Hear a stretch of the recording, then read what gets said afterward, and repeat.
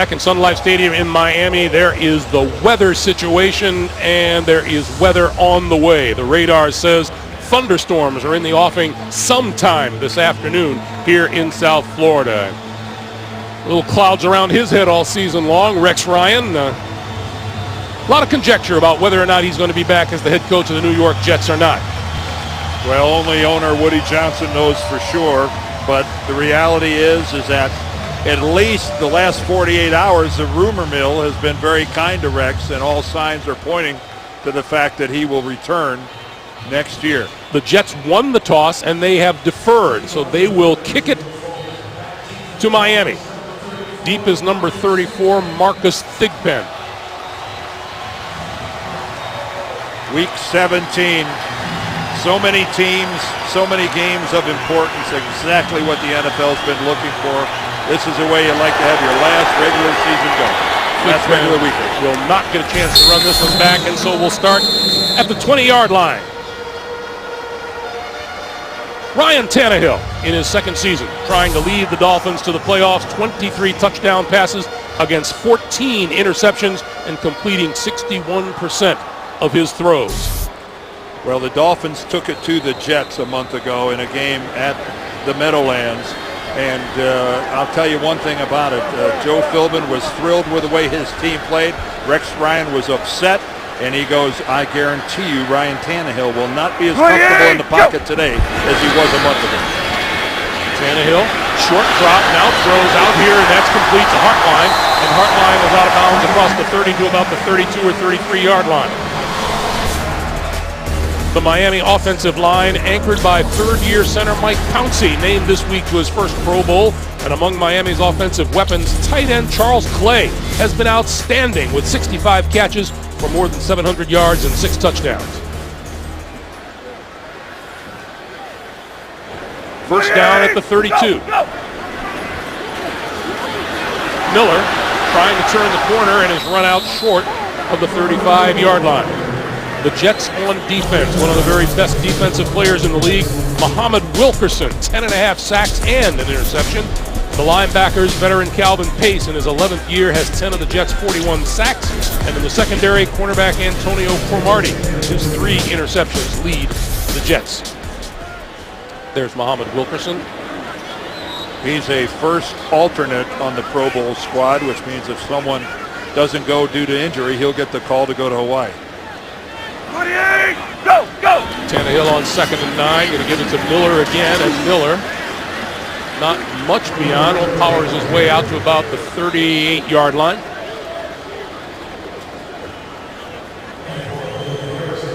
Well, Ryan Tannehill for the Miami Dolphins, just coming up to the conclusion of his second year. He kind of banged his knee up last week at that horrible outing up in Buffalo. Matt Moore had to come in and play some snaps for him, but he said really it hasn't been a problem this week. He's been a full participant in practice, and he says, hey, don't worry about it, no big deal. Miami 2 out of 14 on third down at Buffalo a week ago.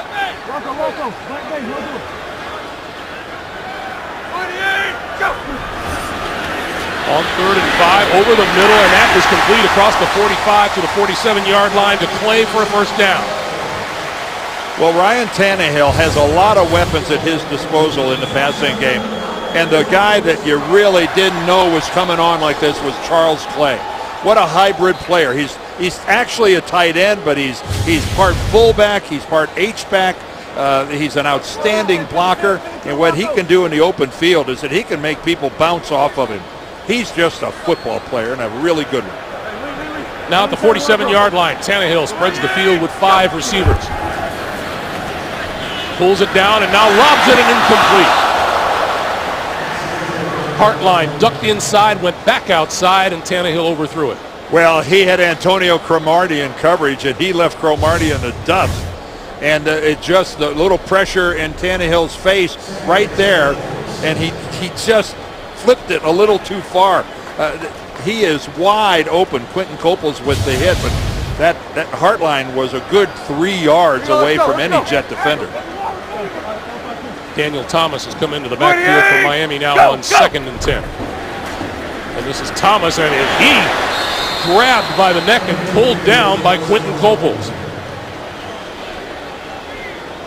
And boy, they're Quentin Copel's their #1 draft pick a year ago. Here he is right down here. Watch him come in the backside, unblocked, comes right down the line of scrimmage, and talk about a dead play. Daniel Thomas, no chance whatsoever.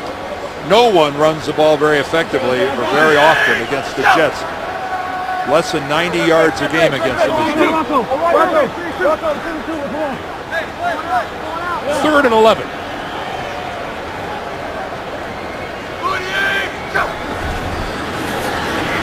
Tannehill throwing up the middle, and it's incomplete. In and out of the hands of Clay. And that just wasn't a very good throw from Ryan Tannehill. That ball kind of floated on him, and Clay has to go up too high. When you're going down the middle, you've got to put the football. Now that would have been a heck of a catch by Charles Clay, but Ryan Tannehill a little upset with himself after that. He would have liked to have given his player a better chance to bring that in. Kyle Wilson back at his own 10-yard line.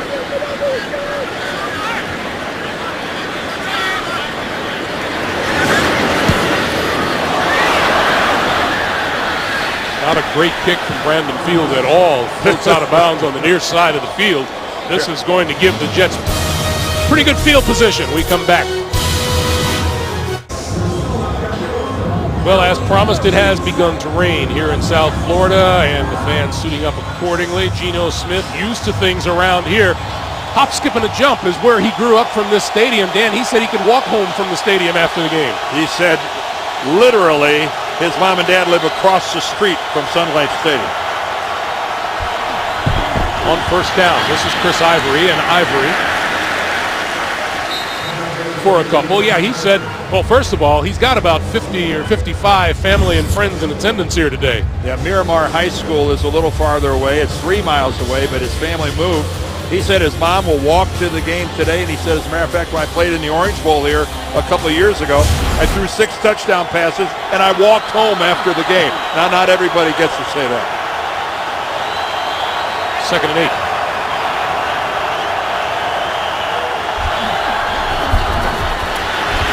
Smith throwing and threw it behind his intended receiver, Jeremy Curley. Let's get an update on Baltimore-Cincinnati from New York. JB and Shannon. Not a good start for Andy Dalton. Not quite the start they envisioned, JB. First play of the game, Andy Dalton up top. Corey Graham, but he plays for the Ravens. Picks it off, would lead to a Justin Tucker 38-yard field goal. Ravens on top 3-0 over Baltimore needs a win and some help to get in. Back to Greg Gumbel. All right, JB, thank you. 3rd and 8 now for Geno Smith and the Jets. Running out of time, spins out of trouble. No one to throw to on this side of the field, so he'll pull it down and bumped out of bounds. Did he get the first down? Well, no hook slide for Geno Smith. He really gets whacked by Brent Grimes. Look at Grimes come in, close the sideline, and Geno Smith just doing whatever. Look at him just try to get as close as he can to the first down marker. He stepped out back at the 42-yard line, so they'll kick it away to Thigpen. Geno Smith gets an A+ for effort on that. Thigpen near side of the field at the 12. Shakes one tackler and brings it back close to the 25-yard line. 10:21 to play in the first quarter. A most important game for the Miami Dolphins. We're scoreless. Back in Miami, the Dolphins with the ball at their own 25-yard line. And Tannehill from the shotgun on 1st down. Far side of the field, and that is complete for a 1st down to Mike Wallace across the 35 at about the 37-yard line. Well, Mike Wallace now lined up one-on-one with D. Milliner, the 1st-round pick this year of the Jets. And Milliner has got to respect that speed of Wallace, and you can see the second that Wallace had his shoulders turned, that he turned Milliner's shoulders, he broke the pattern off, and that was an outstanding throw from Tannehill. 48, go! This is Miller trying the right side and not not very much there. Let's get back to New York and get updated on the Browns and the Steelers. Once again, JD Champ. Greg, the Steelers' first possession. This is the way you do it. They need a lot of help, but the first part, they must win. Ben Roethlisberger, Jericho Cotchery, 9 yards, dives into the end zone, 7-0 Steelers over the Browns. Back to Greg Gumbel and the Hall of Famer, Dan Dierdorf. All right, guys, thank you. No gain on the play. It'll be 2nd and 10. 28, go! Play fake to Miller this time. Tannehill throwing to this side of the field. And incomplete. Ryan Hartline on the near side, the intended receiver. It'll be 3rd and 10. Well, it was a deep out by Hartline, and he got a little bit of separation, but that ball looked like it just got away from Ryan Tannehill. I don't know if the ball was a little wet or whatever, but it just was long gone the minute it left his hand.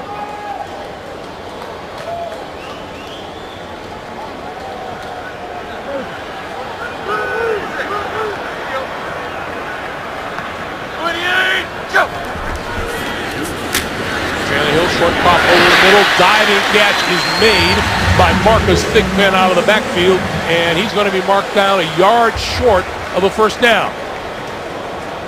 Well, this brings up an interesting decision now for Joe Philbin. He wants to see exactly how far does he have to go on 4th down if he's going to try for it. And I don't see any of the special teams guys coming out. Here they come now. Here they come now. And you can hear the crowd.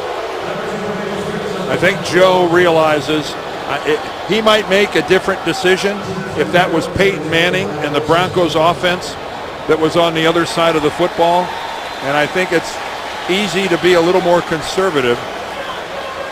And now the challenge flag has been thrown by Joe Philbin. And he's going to want to see if the spot is enough to give him a first down. The Miami coaching staff is challenging the rule of the field of the ball being short of the lines of game. Wow, he wasn't touched until he got to about the 47 or 47.5 yard line.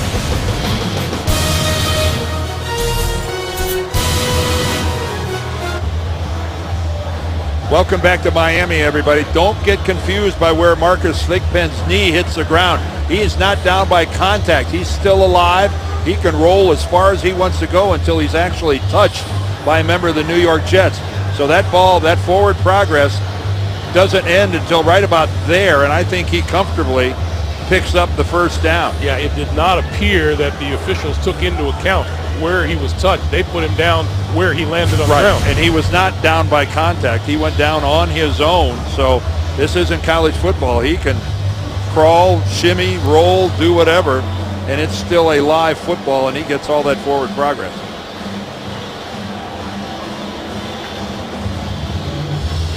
So Jerome Boger has seen what he needs to see, and he's on his way back onto the field. And he has to accurately find out exactly where to spot the football.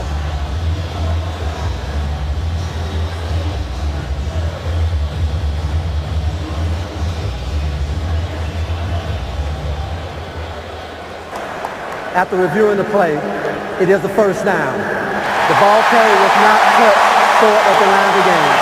He was not touched until he got to the 47.5 yard line.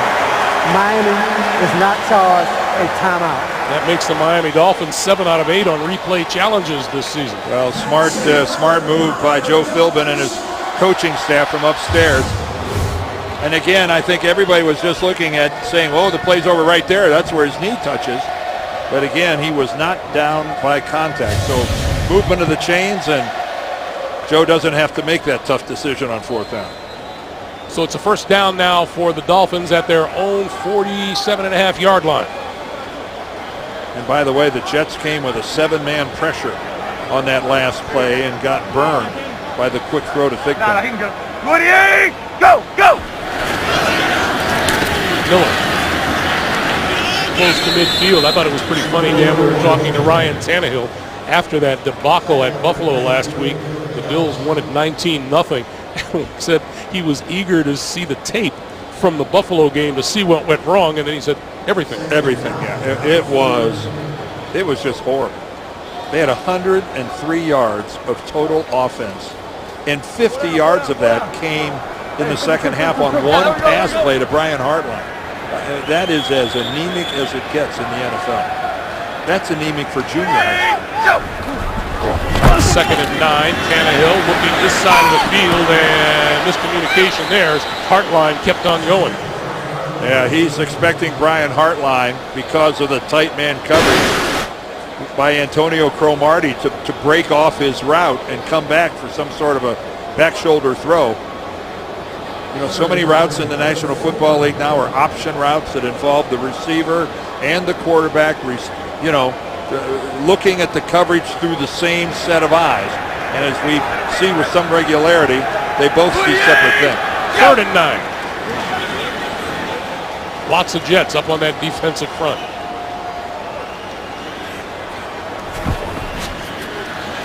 Tannehill looking, throwing, incomplete. Pass intended for Marlon Moore. And again, that time the coverage by Antonio Cromartie was tight. Cromartie has not had a great year. He's been fighting a hip injury, but check it out. That's excellent coverage. And Tannehill did a good job of getting a football into a very tight window, but the tight window was because of that coverage from Cromartie. Brandon Fields got off an 18-yard punt his last time. That's not what got him elected to the Pro Bowl. Curley. And let it bounce, and it gets into the end zone for the touchback. Jimmy Wilson couldn't cut it off. The Jets and Geno Smith will start from their own 20-yard line after this. The NFL on CBS is sponsored by ExxonMobil and by Bud Light, official beer sponsor of the NFL.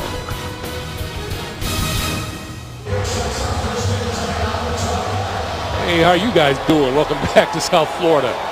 Geno Smith and the Jets from their own 20-yard line. Chris Ivory in the backfield. Ivory with the handoff. And ducks inside for about 2, maybe 3 yards. Fantasy football fans, keep the excitement going all postseason with Playoff Challenge. Now with bigger cash prizes, see rules and sign up at cbssports.com/challenge. You know, Greg, when you look to the future for the Jets, that trade for Chris Ivory that they executed with New Orleans earlier this year has been nothing short of excellent. Ivory has brought them a lot of quality running. On 2nd and 7, Geno Smith going to pitch it now to Powell. And Powell looking for the first down at the 30-yard line and has it. Well, the classic option here by Geno. And again, this is a football team that has nothing to lose.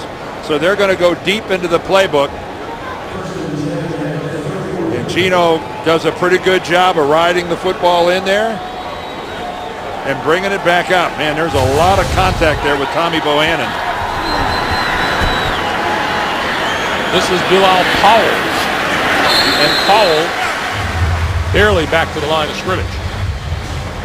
Dan, talking to you, the last couple of days, you've said a team gets a special thrill out of being able to knock someone out of the playoff picture. Well, you know, I'm sorry, but misery does love company. And if you can't go, you don't ever want to be accused of just flopping the last weekend of the season. And so if you've got a chance to play a really good football game, and if that happens to knock out a division rival, hey, that's too bad. Geno Smith going to throw, and that's behind Kellen Winslow. Time for another update from New York. Once again, JB and Shannon. Coach getting off to a good start. 4th and goal, already up by a touchdown. Trent Richardson, his first rushing TD since week 4. 14-0 Colts over the Jags. No let up in Indianapolis at all. Back to Greg and Dan. Yeah, guys, those Colts still have an eye on that possible number 2 seed first round bye in the AFC. Yeah, they need New England and Cincinnati both to lose, but they're doing their part. 3rd and 10. Smith throwing. That is caught at the 45-yard line by David Nelson. Now there is a big-time throw, and you can see what the Jets at times love about Geno Smith. Going to improvise, come out of the pocket, but without being able to step into that throw at all. Look at the quality that he throws to David Nelson. The knee is down. He lands out of bounds. He's got control of the football. And that's why Marty Morningweg likes going to work every day, trying to grow Geno Smith. He sees flashes like that. Jets at the Miami 45. This is Ivory. And Ivory to about the 41. A pickup of 4. It'll be 2nd and 6. Yeah, Marty Morningweg was nothing but positive about coming to work and working with Geno Smith and hoping that this continues. Well, he's already drawn up the plans of the things they're going to work on during the offseason if Rex is retained and if Rex retains Marty. But again, the beneficiary of that would be Geno Smith to have some continuity going from year 1 to year 2. This is Jeremy Curley running it out of the backfield. Now that, I don't know how deep they went into the playbook to get that, but I'm not sure that Jeremy Curley at 5'9", 188 is the guy that I want challenging the Dolphins between the tackles. He tripped, went down, but he's hardly Earl Campbell. Not as fragile as Jet receivers have been this season. 3rd and 5.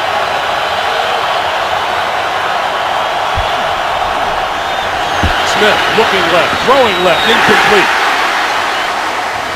Intended for Santonio Holmes, and Brent Grimes was there. Well, Brent Grimes is going to the Pro Bowl this year. He just got elected the other day, and it's because of plays like that. Look at the good contact on Holmes, tight coverage, no interference, reaches around, gets a hand on the ball. And Santonio Holmes not able to deal with the physicality that Brent Grimes laid on him right there. Thigpen stands at his own 10. Fair catch called for and made at the 11-yard line. That's where Tannehill and the Dolphins start with 3:47 to play in a scoreless first quarter. Back in Miami from the 11-yard line, Tannehill and the Dolphin offense.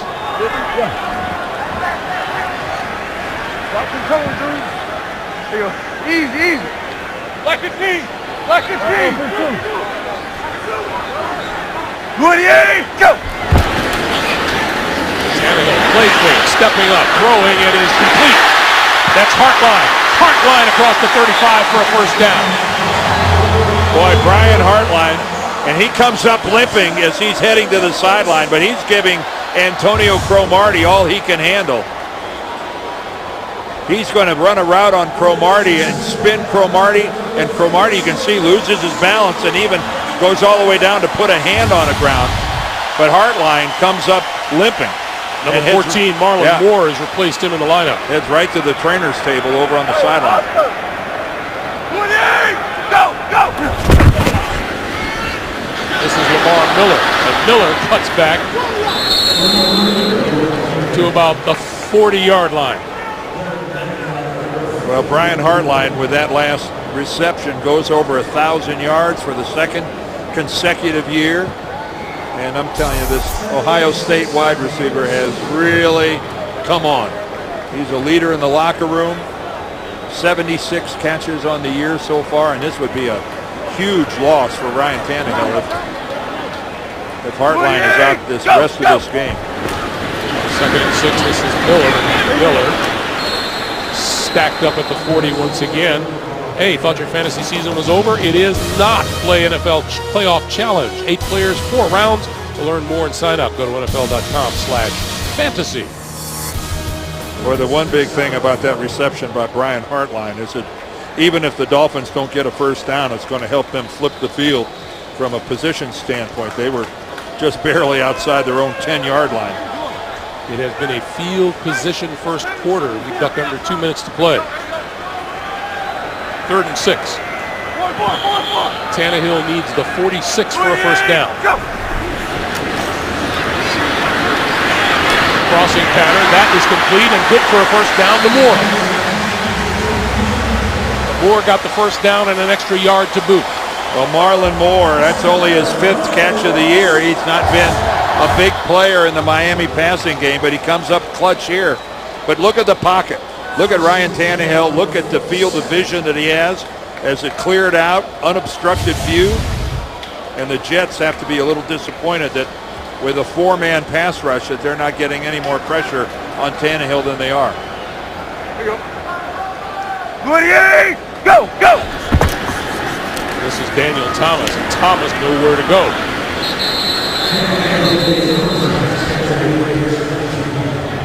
Let's go back and look at the conclusion of that reception by Brian Hartline, and let's see if we can see his ankle.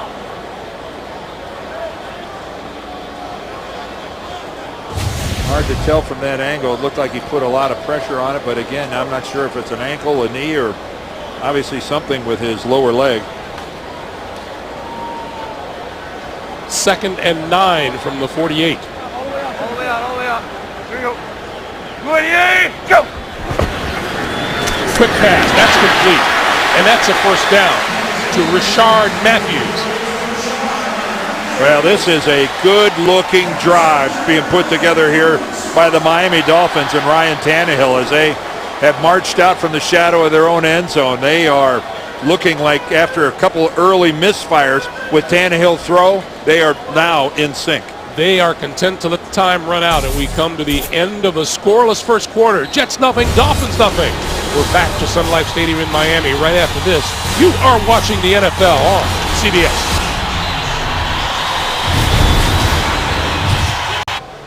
Back for the start of the second quarter.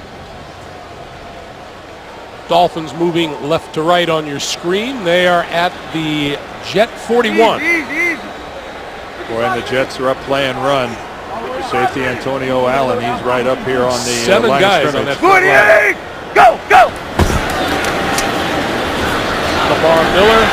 Lamar Miller with nowhere to go. Let's get an update on that all-important Baltimore-Cincinnati game. JB and Shannon. Dalton ties Boomer. Yes, JB, his first 2 possessions, he threw a pick. Andy Dalton says, I'm better than that. 53 yards later, he proves it. A.J. Green, 7-6. Bengals on top of the Ravens. 19 home touchdowns in a season. That ties Boomer Esiason. Back to Greg and Dan. All right, guys, and the Miami Dolphins desperately want a Cincinnati win there. Yes, they do. And you and I have been to Cincinnati a couple times this year. We know how well they play at home. Go, That Dalton to Green combo's poked. Miller, straight up the middle to the 30, and a first down. Wow, the Dolphins just keep generating one big play after another that moves the chains. Take a look at this hole. Outstanding blocking as the Jets' interior defense just disappears, and Dwan Landry, the safety, has to make a tackle. That was extremely well blocked. We are told by the Dolphins Hartline has suffered a knee injury. His return is questionable. From the 30. Here you go, Lincoln. 28, go! Short drop, pass to the outside, incomplete, intended for Mike Wallace. Well, that's 2nd and 10. Yeah, D. Milliner closed quickly on that one. And this has been a real learning experience for the number 1 pick from Alabama. He has ridden the roller coaster that a rookie often does. But he gets up there and he closes pretty quickly, and he took away the inside, and Tannehill had to throw it to the outside and just threw it a little too much toward the sideline. 28, go! Tannehill on the move, throwing this side incomplete. It'll be 3rd and 10.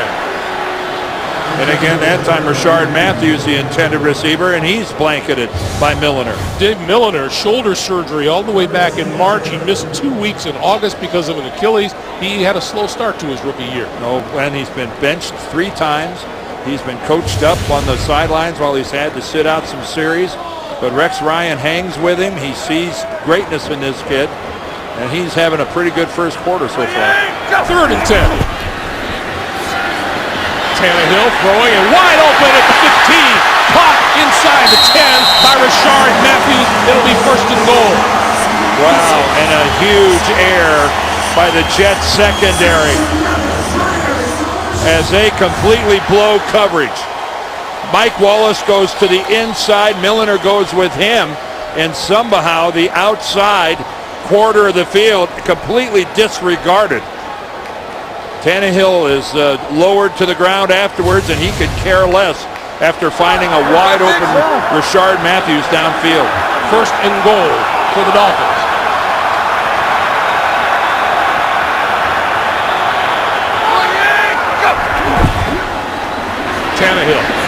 zone. Clay. Incomplete. Covered by Milliner. Would you think they're picking on number 27 at this stage of the game, Dan? This series, certainly, Milliner has been at the epicenter of the Dolphins' attack, and you can see that time Milliner not playing the football, but he's playing the receiver.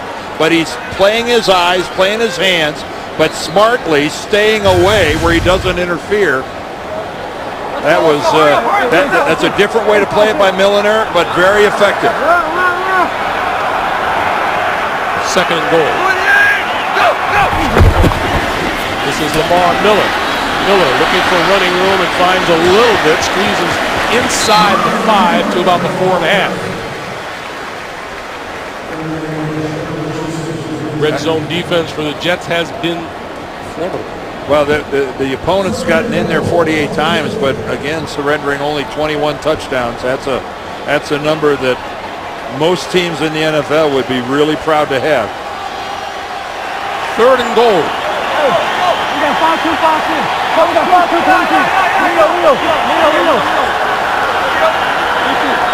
Pressure or coverage? Out here. See what the Jets are going to do here.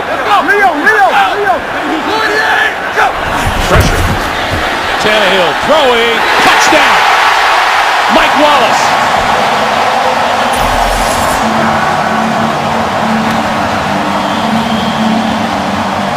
Well, Rex Ryan told us that in the first game he thought Ryan Tannehill was way too comfortable in the pocket. You can't get on a quarterback much quicker than this. Demario Davis has an unobstructed run to it, but that time Milliner too late in coverage on Mike Wallace. Great read by Ryan Tannehill, and he got rid of that football about 1 millisecond before his arm got hit by Davis. That's 4 consecutive, by my count, 4 consecutive passes to D. Milliner's section of the defense. 7-0, Miami. Dolphins with a 14-play, 89-yard drive that saw them convert 3 third downs out of 3 tries. Taking almost 7 minutes off the clock, and Tannehill 5 out of 8. And a touchdown. This is Antonio Cromartie going to watch it sail out of the end zone. Let's go back to the touchdown. Well, the Jets came with pressure, which means it's man coverage. Here's Wallace. Here's Milliner. Wallace is going to sell the corner and then get right back up the seam. And the quick read, before he even makes the break, that ball is in the air. Mike Wallace turns around and looks, and that ball is about 15 feet away from him.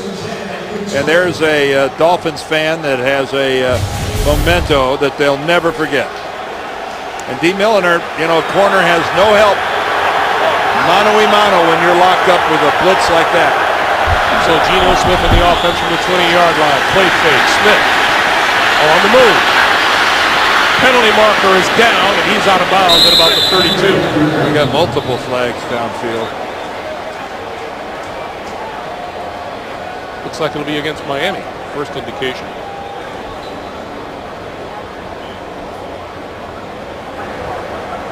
Prior to the run, holding, defense, number 20. The 5-yard penalty will be added to the end of the run.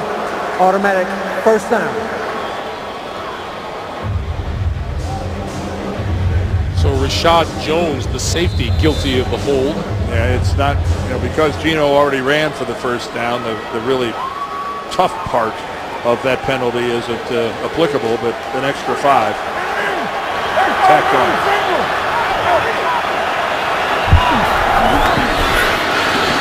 Chris Ivory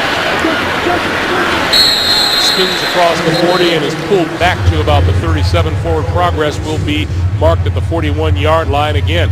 The Dolphins looking for a win here, and first and foremost, a Baltimore loss at Cincinnati. And right now, the Ravens trail the Bengals 7-6 early in the second quarter. Now they have a fallback position, and that would be if San Diego beats Kansas City later this afternoon. This is Chris Ivory. And Ivory right at the first down marker at the 47-yard line.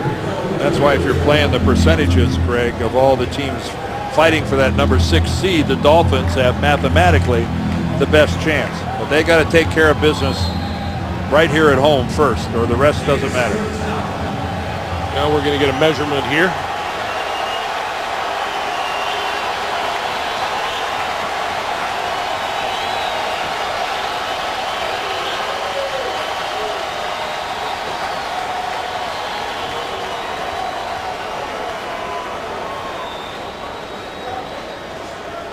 So the Jets have quickly moved out to the 47 in midfield from their own 20-yard line.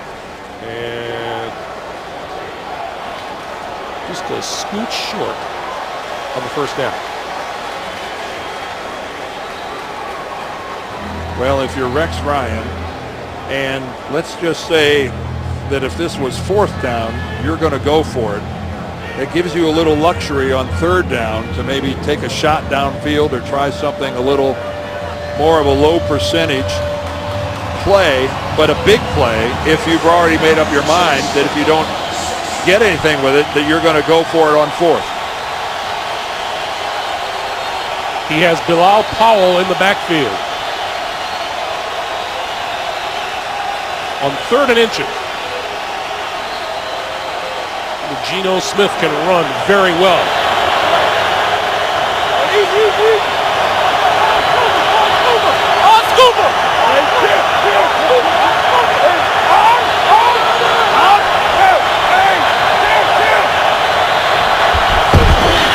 Powell, no. Not even close. They actually lost yardage on that play. coming off the corner, made the hit. And Rex is going to punt. DeBrickashaw Ferguson gets driven into the backfield. What a great upfield surge that time by Jared Odrick. And boy, how frustrating that is for Marty Morningweg and the coaching staff.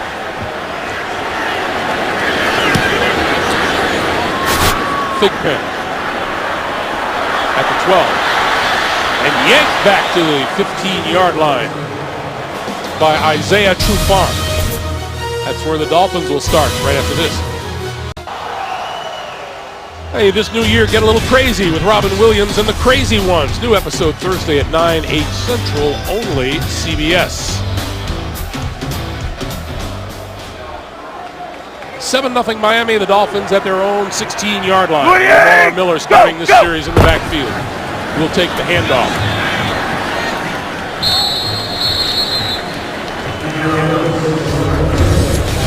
Well, the Miami Dolphins on their touchdown possession were kind of really working on D. Milliner. First time good coverage. Now they try Charles Clay. Good coverage again. But then finally, Mike Wallace shakes loose on a little out and in, and it left Milliner in the dust. And he paid the price for the Jets' pressure that just was a shade late in getting to Ryan Tannehill. Just short of the 20-yard line, 2nd and 7 for the Dolphins.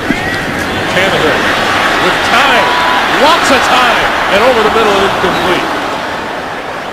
Rashard Matthews is the man over the middle, but boy, did Tannehill have a day and a half to throw. He most certainly did. Play action fake, and again, a great job of blocking up front, and none of the pass rushers for the Jets are able to shake the offensive lineman in front of them. And kudos to the secondary of the Jets. They had to cover for a long time, and they did.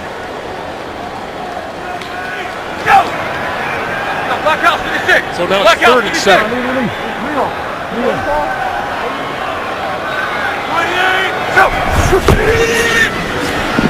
Tannehill, deeper drop, gonna go deep down the sideline. Wallace incomplete. And Ryan Tannehill is beside himself because he's got the little stutter, step, and go.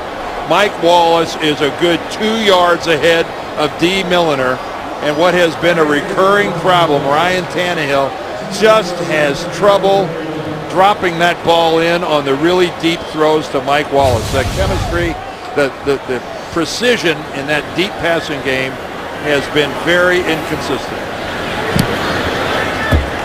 Curley drifting back at his own 22-yard line. And is dropped at the 28.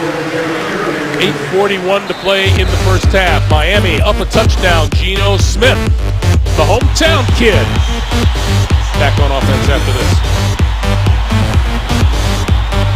Hey, this week, don't miss the show that's in a league by itself with guys that take on all 32 teams and each other every week. James Brown, Phil Simms, Chris Collinsworth, the artistry of NFL films, the chemistry of the boys. Catch Inside the NFL Wednesday at 9, only on Showtime. Well, no turnovers in this game so far by either team. Not trying to put the hex on anybody, but anytime you're doing a New York Jet game and they play a quarter without a turnover, it does seem to be a topic of discussion. It deserves to be documented.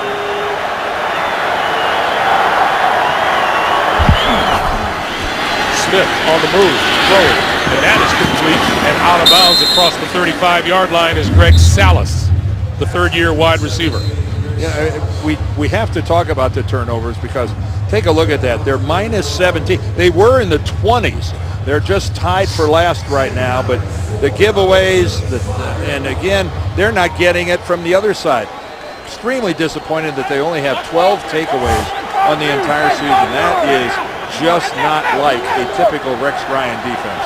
Hey, 5-2. Well, we're good. Picked up a 6 on the play, 2nd and 4. Smith with time and a rocket over the middle, and that's complete across the 45 to about the 47-yard line. Let's get an update on the Browns and the Steelers. JB and Shannon. Greg, Steelers are doing their part. Yes, and the Ravens are cooperating a little bit, JB, but Le'Veon Bell, 5 yards, barrels his way into the end zone.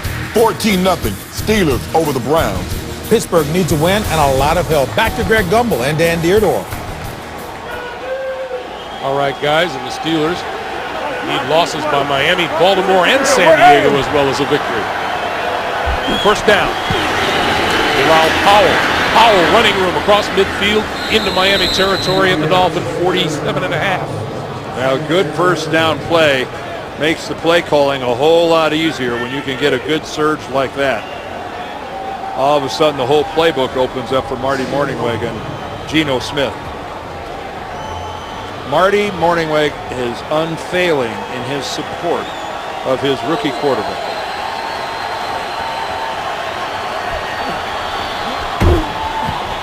Geno Smith throwing.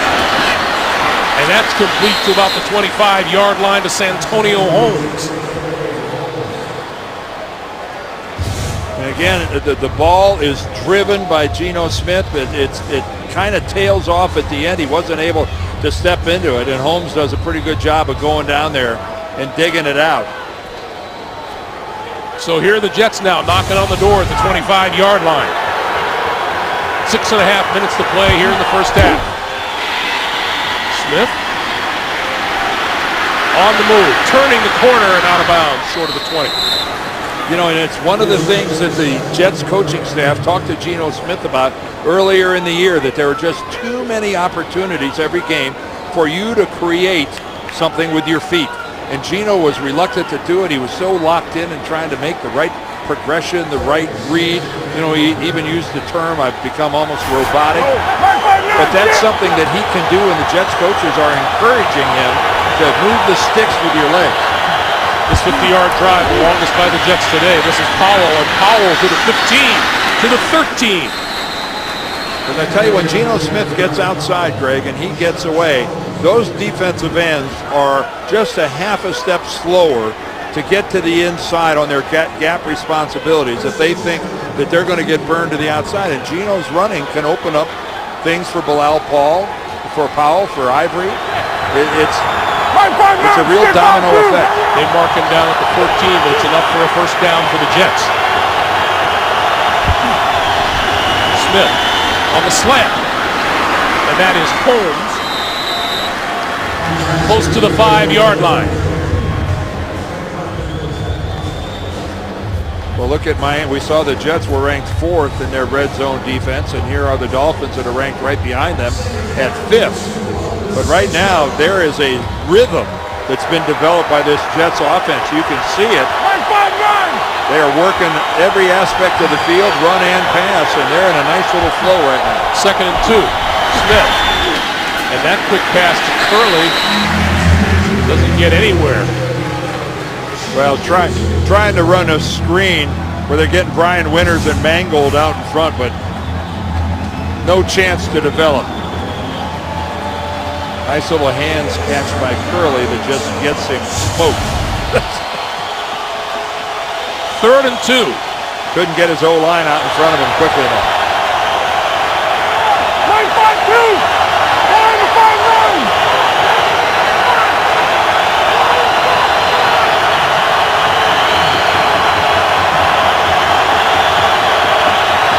Running out of time.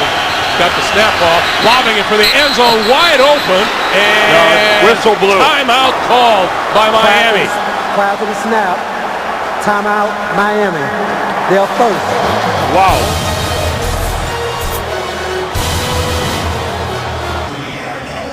So the Jets will try to do this again now. 3rd and 2 from the 6-yard line. They can get a first down without getting a touchdown. And the reason there was confusion in the end zone about the timeout, Joe Philbin actually called it from the Dolphins sideline and was granted that, and the DBs saw it, so they didn't cover. But I think when Gino dropped back, he got awfully excited there. See Curley so wide open in the end zone. By the way, Cincinnati has now gone up on Baltimore 10-6 with 6.5 to play in the first half. 3rd and 2.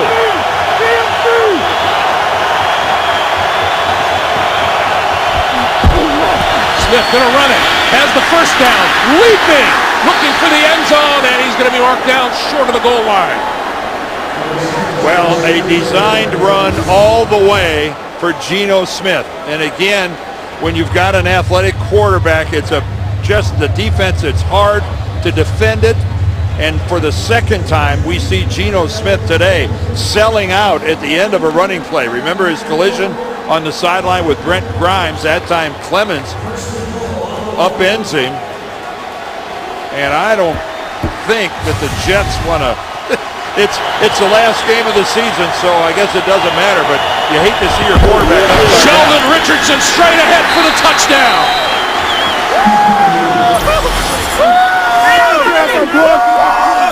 Well, the Jets have put him at the fullback position, their #1 draft pick defensive lineman. They put him in that position a lot this season, and look, he makes a nice little adjustment. Takes a nice little step to the left, lowers his shoulder, and none of the Miami defensive backs wanted anything to do with this. We talked with Sheldon last night. Do you think he had an inkling at all? He's got a lot of energy. I said, how would you describe yourself? And he goes, I've got a high motor. And I mean it. I just don't stop. Nick Folk's extra point is good with 3:20 to play in the first half on a touchdown by Sheldon Richardson. The Jets come back and tie Miami at 7.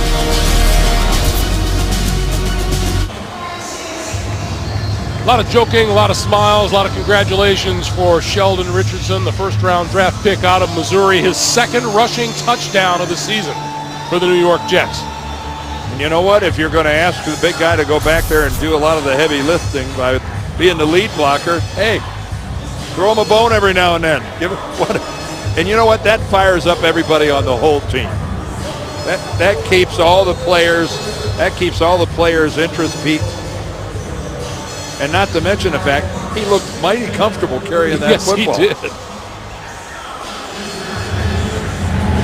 Marcus Thigpen is deep, and he'll run this one out of the end zone. Back to the 20, back to the 25, back to the 30. Nice return by Marcus Thigpen. Miami Dolphins can clinch a wild card with a win and a Baltimore loss. And right now the Ravens trail Cincinnati 10-6 with less than 5 minutes to play in the first half, or a San Diego win later this afternoon out on the West Coast against the Kansas City Chiefs. And if the Dolphins could win this game, that San Diego game, you got to wonder how many players Andy Reid's going to play for the Chiefs, how hard he's going to go after that. If people like Alex Smith, Jamal Charles will even play. Tannehill on first down. Little flip for Miller. Miller across the 35 to about the 37. Now, because the Kansas City Chiefs are locked into that number 5 slot in the AFC playoffs. Yeah, whether they win or lose in San Diego means absolutely zero to the Chiefs. So you're right. And Andy Reid in the past in Philadelphia has shown that when he's in that situation, he rests a lot of his starters. Second and 6, 2:40 to play in the first half. Tannehill throwing, and that's incomplete. Fans want a flag, and they get one. Well, again, it's D. Milliner, this time against Mike Wallace. And D. Milliner is, as he has found himself a lot this season, right in the middle of things.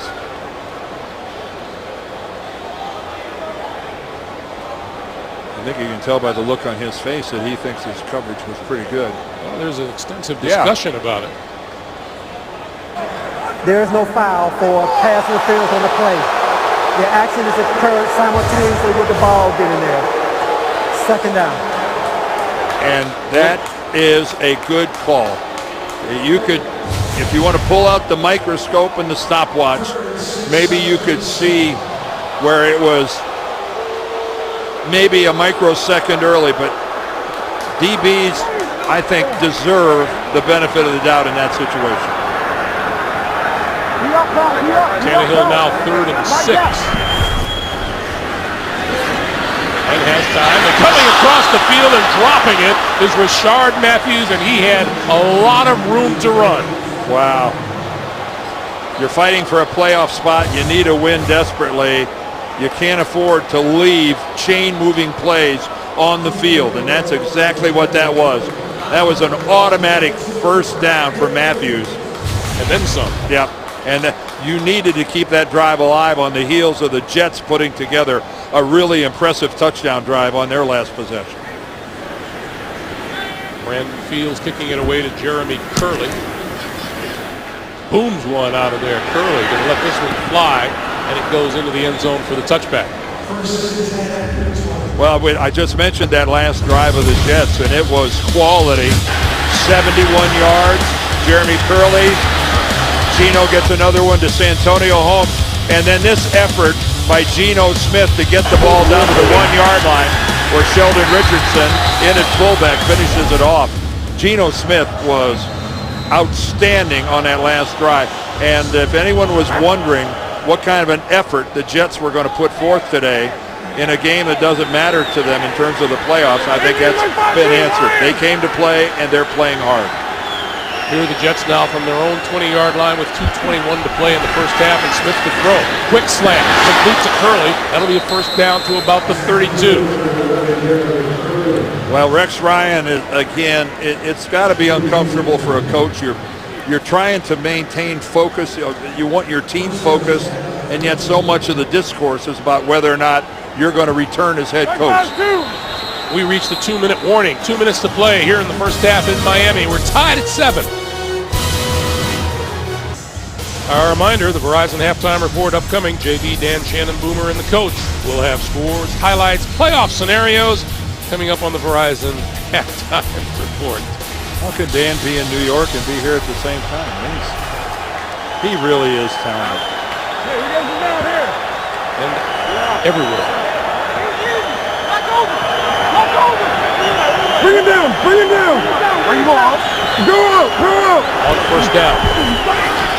This is Powell. Powell running room left side, trying to duck outside. That is brought down at about the 37-yard line by Jimmy Wilson. Well, a nice jump cut there, though, by Bilal Powell. That was really slick. There was absolutely nothing off left guard. He broke contain with a shifty little lateral move.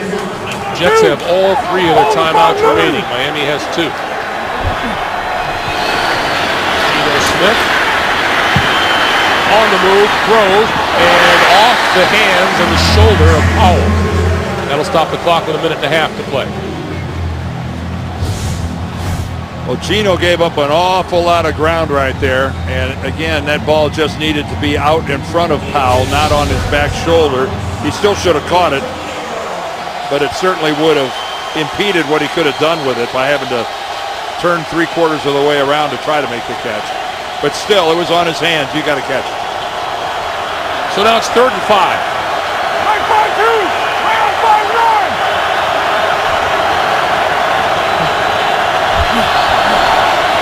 Smith looks this way, throws this way, complete and out of bounds to Santonio Holmes for a first down at the 47. And Santonio Holmes given a monstrous cushion by Rashad Jones. And that was a pretty easy pitch and catch between Gino and Santonio. That was really not well played by the secondary of the Dolphins. Holmes with 3 catches for 41 yards on the day. And Miami takes the timeout.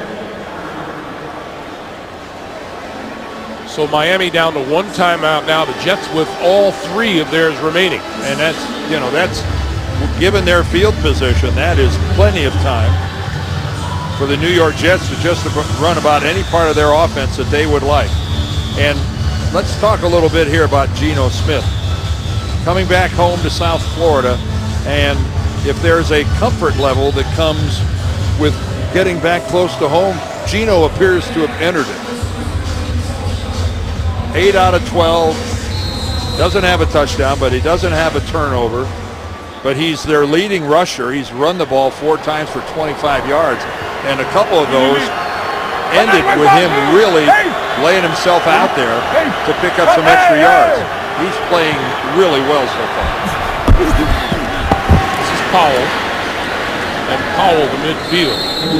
Now here's where they got to get up there. Either take a timeout or get up there and move with a little more alacrity than they're moving right now. Jets only had 177 total yards in their first meeting with the Dolphins.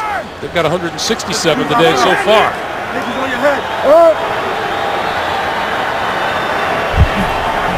1 minute to play. Geno Smith over the middle, incomplete. Intended for Cumberland, the tight end, and Philip Wheeler was with him, and we have a penalty marker down. Well, Geno ended up on the ground. Oh, we could see there, I think it's going to be a holding call. Prior to the pass, holding, defense, number 52. 5-yard penalty, automatic, first down. Wheeler was covering Jeff Cumberland on the play. And there's Wheeler right in the middle, and he's got man coverage on Cumberland. Oh, and he's just got his right hand yanking the jersey. You can get away with a jersey yank inside 5 yards as long as it's not too visible, but Philip Wheeler kept the hand on the jersey of Cumberland for about 12 yards downfield. So the Jets at the Miami 45. 57 seconds on the clock. They give it to Bohannon, and Bohannon straight ahead. I take a timeout right here. Stop the clock. And that's what they will do. Meanwhile, Cincinnati now with a 17-6 lead on the Baltimore Ravens. Which, of course, is what Miami likes to see, but the fact that Jets are driving against them, they're not. If they're doing scoreboard watching, shame on them. They need to take care of the business at hand, and right now, the Jets aren't being the least bit cooperative. About a minute and a half remaining to be played in that first half in Cincinnati. Well, 51 seconds here, and still 2 timeouts are available to the Jets. And keep in mind that Geno Smith has been making some noise, getting outside and running with the football. So that's something the Dolphins, if they're not thinking about, they better. Easy. Ohio. Geno is left because the play is broken down, and he's left on a designed run. Bohannon again, and Bohannon for a first down. And a timeout again. Stops the clock with 47 seconds to play. That's a first down for the Jets at the 33. A reminder once again, the Verizon halftime report coming up with JB, Dan, Shannon, Boomer, Coach Bill Cowher with scores, highlights, playoff scenarios. You want it, they got it. Coming up on the Verizon halftime report. Well, the Jets now with 1 timeout remaining. They still can run any part of their offense they want to, but I'd be trying to get into the end zone. I know that that's the object of the game, but you're looking at about a 50-yard field goal where they are right now. You got a first down. Try to get some chunk yardage here.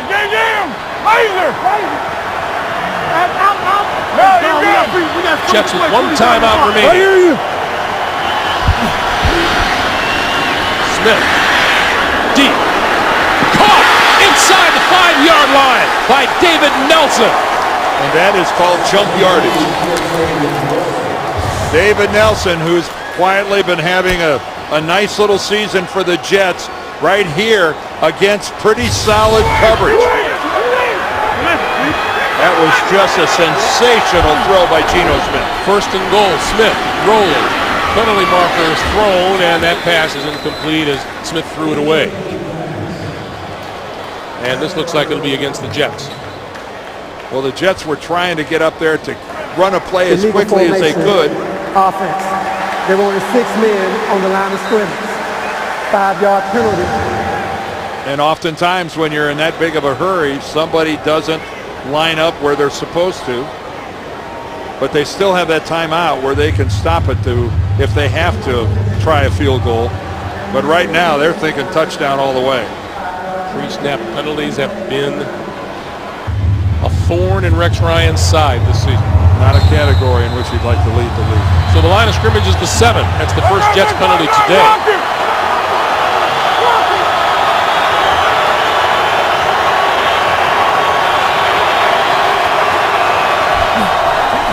On first and goal, Smith looking this way, throwing it, and overthrows incomplete, intended for David Nelson, who is well covered by Rashad Jones.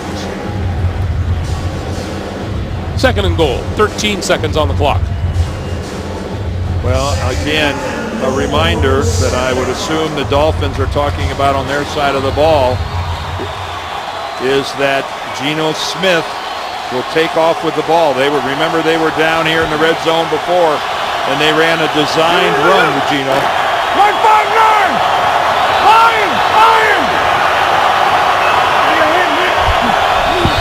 On second and goal, Smith under pressure, throwing incomplete for Curley at the goal line. Boy, Jimmy Wilson was draped all over Curley. Man coverage right there. Curley gets to the inside. And Jimmy Wilson, I think, is really fortunate that he didn't get flagged. That was a South Florida heavy-duty contact play right there. He's lucky that the yellow flag didn't come flying out. 11th play of this drive.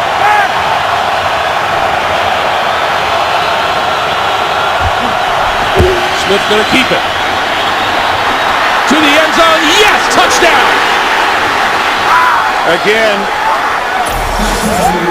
the designed run by Geno Smith, and the Dolphins not accounting for it. And Rex Ryan all the way down at the goal line, cheering his team on before he comes back to midfield.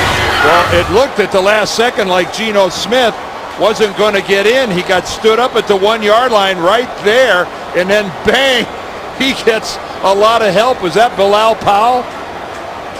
I think Powell comes in at the end, number 29, and he pops Geno Smith and knocks his quarterback right into the end zone. Folks, extra point is good, and with 3 seconds to play in the first half, the Jets have grabbed a 14-7 lead. Well, that was a sensational drive by the New York Jets. And look at that blocking up front.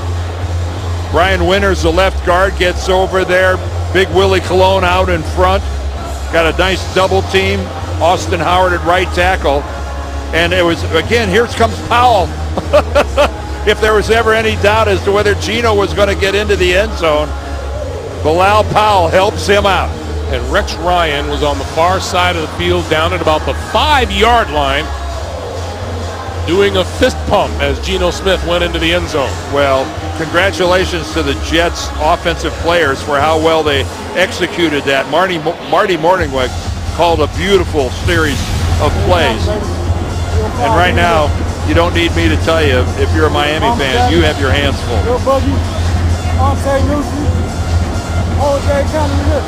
And if you missed it at the very beginning, Geno Smith's parents live across the street from this stadium. Literally across the street. Walking distance to this stadium.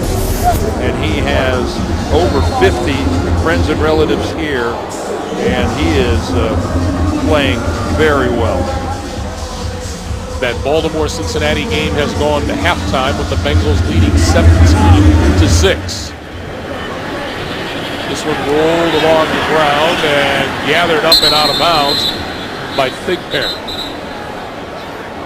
So Tannehill will come on for one play before the teams head for the locker room. Well, given the field position, I think the popular play among a lot of NFL coaches is just kneel and head into the locker room. We'll see if the Dolphins want to try to throw a long ball and get some sort of a penalty on the Jets or a miracle. Did you hate playing against a team that had nothing to lose? Absolutely, because they play loose and they play hard. Now occasionally you'll get the team that's out of the playoffs. Their cars are packed and sometimes they won't play hard. Not the case here today with the Jets, at least for the first 30 minutes. They're giving the Dolphins more than they can handle. Well, it has not gone according to script for the Miami Dolphins. They have Baltimore on the losing end, but the Dolphins are too. 14-7 Jets. Back with the Verizon halftime report after this message and a word from your local station.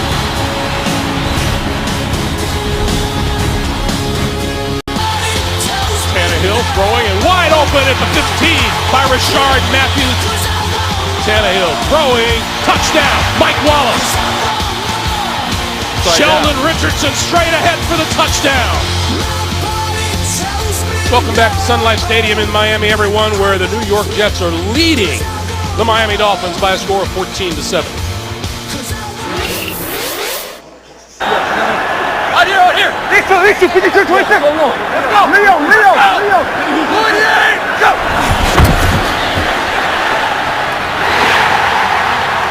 Football like you've never heard it, presented by Sonos. Welcome back, everyone. Greg Gumbel along with Dan Deerdorf here in Miami as we get set for the second half. And Happy New Year to you and yours from all of us here at CBS Sports. I thought it was a pretty impressive first half for the New York Jets, especially defensively. Especially defensively and especially Geno Smith. And they are playing like a team that doesn't feel any pressure. This is a playoff game for the Miami Dolphins. If they lose, they're out.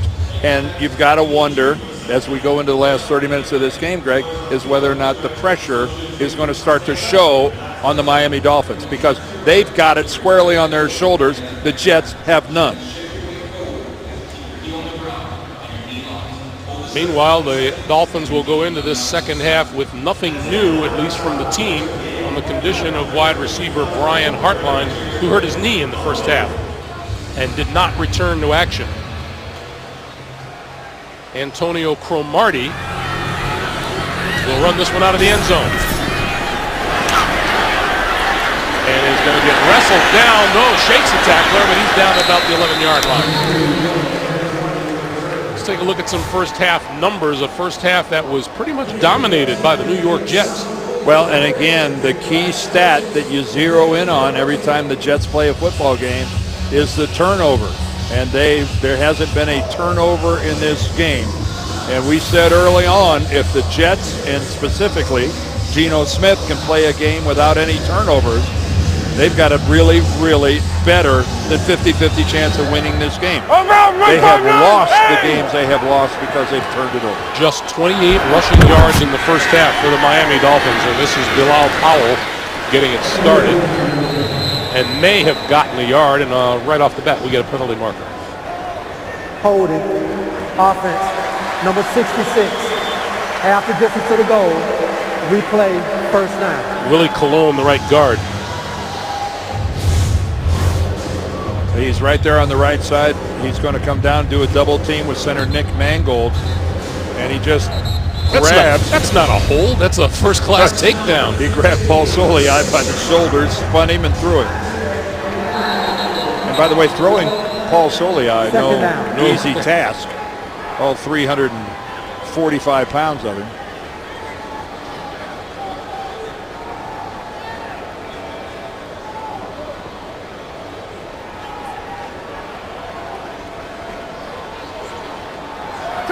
It looks to me like Miami declined the penalty because the play only went for about a foot. So it is 2nd and 9. Powell to about the 15. This is really a critical series for Miami defensively. They've got the bonus of having the Jets inside their own 20-yard line. You're trailing in a football game by a touchdown. You need a little something to feel good about, and a 3 and out here by the defense for Miami would be huge.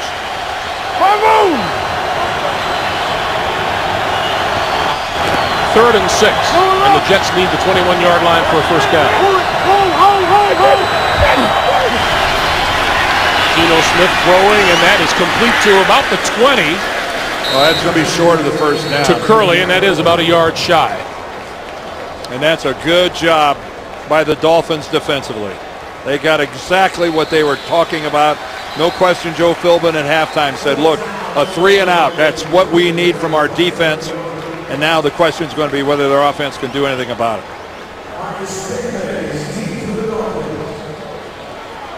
Second 3 and out of the day for the New York Jets, who have the second most 3 and outs in the league.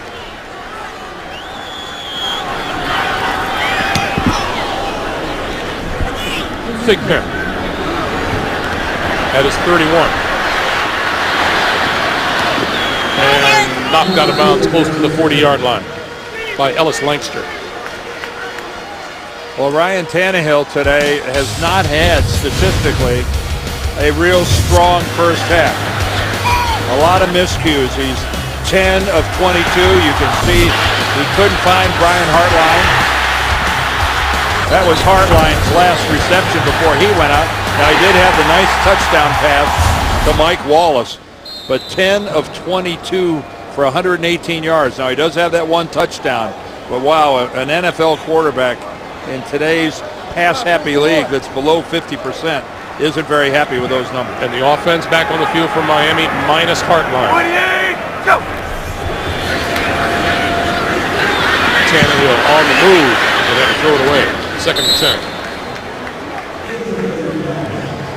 10. Being chased by Damon Harrison. And Brian Hartline, again, on the sidelines with a baseball hat. His gloves are off.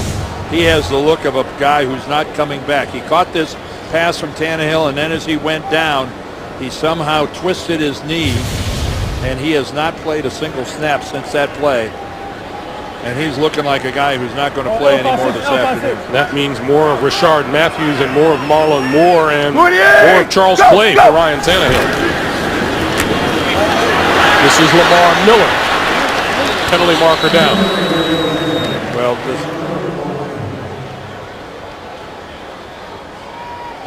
you can see Jerome Bogart's holding against the Dolphins.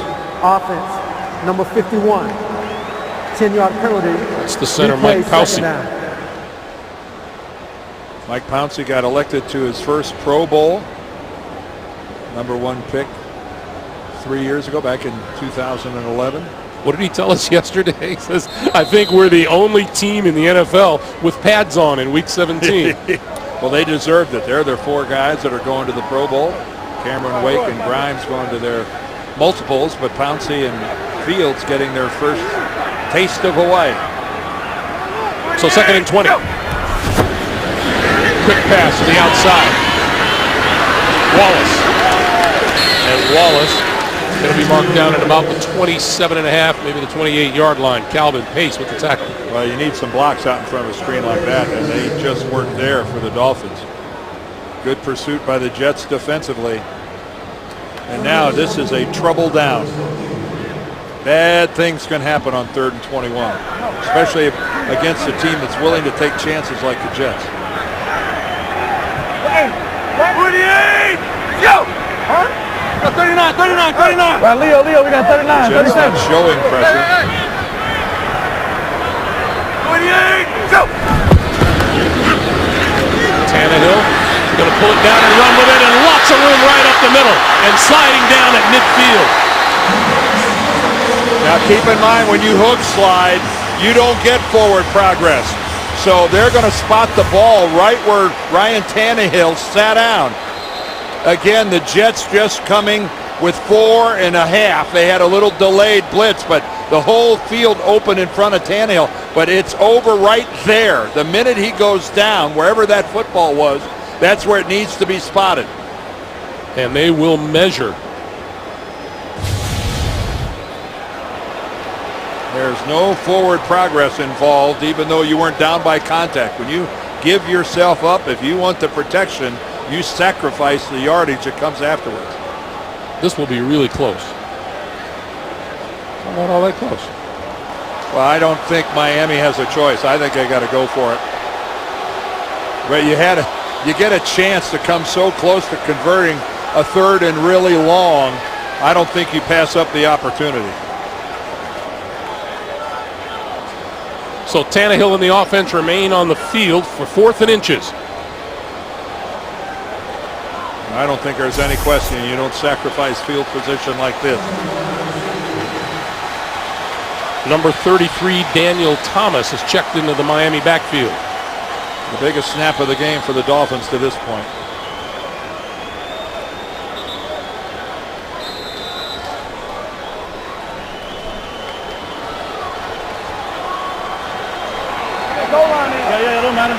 Charles Clay also in the backfield. Go! Clay. Oh, I don't know. Didn't make it. I don't think he got there.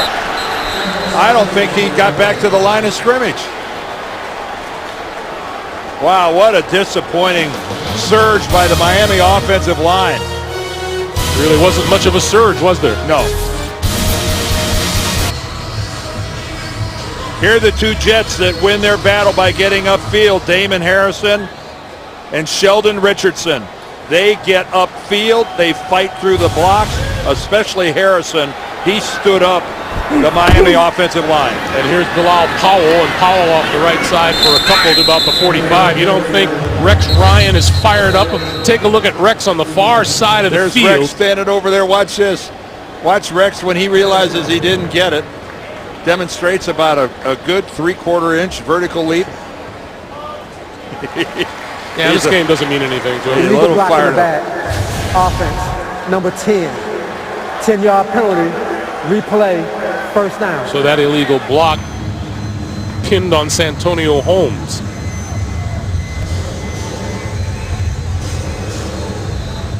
You got to wonder if this isn't Santonio Holmes' last game with the New York Jets. He counts for a huge salary cap number next year. And he has said he wants to be back. Right. But he hasn't been healthy, hasn't had a great deal of production this year. I'm not sure it makes financial sense for the Jets to keep him. Geno Smith throwing. That is complete, and wrapped up at the 40-yard line is Bohannon, or excuse me, Bilal Powell by Donnell Ellerbe. Well, that's the way you want your middle linebacker to fly to the football. And Ellerbe, a big free agent signing from Baltimore here for the Dolphins. He got there, and that is a legal tackle. His forearm hits the face mask. He didn't grab it. Good no call by the official. 2nd and 22. Short pop over the middle. That's Curley. And Curley across the 45. We get another update from New York. JB and Sharon. Boy, Dalton. Andy Dalton's doing everything he can to keep the Ravens in this ball game. Unfortunately, the Ravens offense won't participate in helping him out. 3 interceptions leads to 3 field goals. 17-9. Bengals on top of the Ravens. They refuse to participate, Shannon. Refuse to, JP. Greg Gumbel, Dan Deardorff. All right, guys. The Cincinnati Bengals looking for a perfect season at home. They're 7-0 at home going in. Greg, how many teams throw 3 interceptions and have the lead? What? 3rd and 15. Geno on the move. Looking for running room, finding some running room, and diving forward to about the 41-yard line. Boy, Geno Smith out of the pocket is just killing the Dolphins today. He is making it happen here. Back home in South Florida, that's going to be a punting situation, but he is making it hard on them. Talk about a guy who's playing relaxed. So Thigpen back at his own 10-yard line.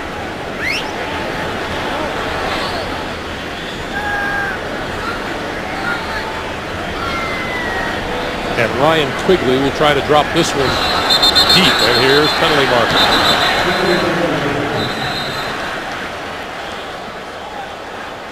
This is against Miami. This is a bad mistake.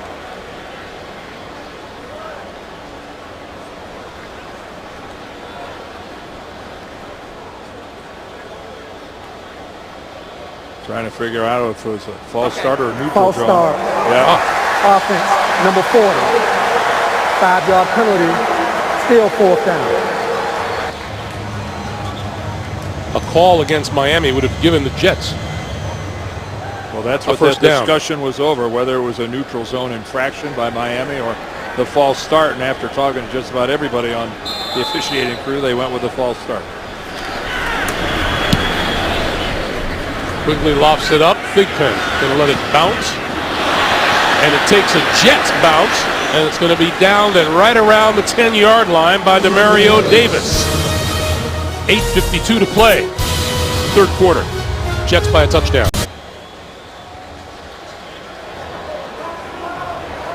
$14-7. Jets. Miami from their own 10-yard line.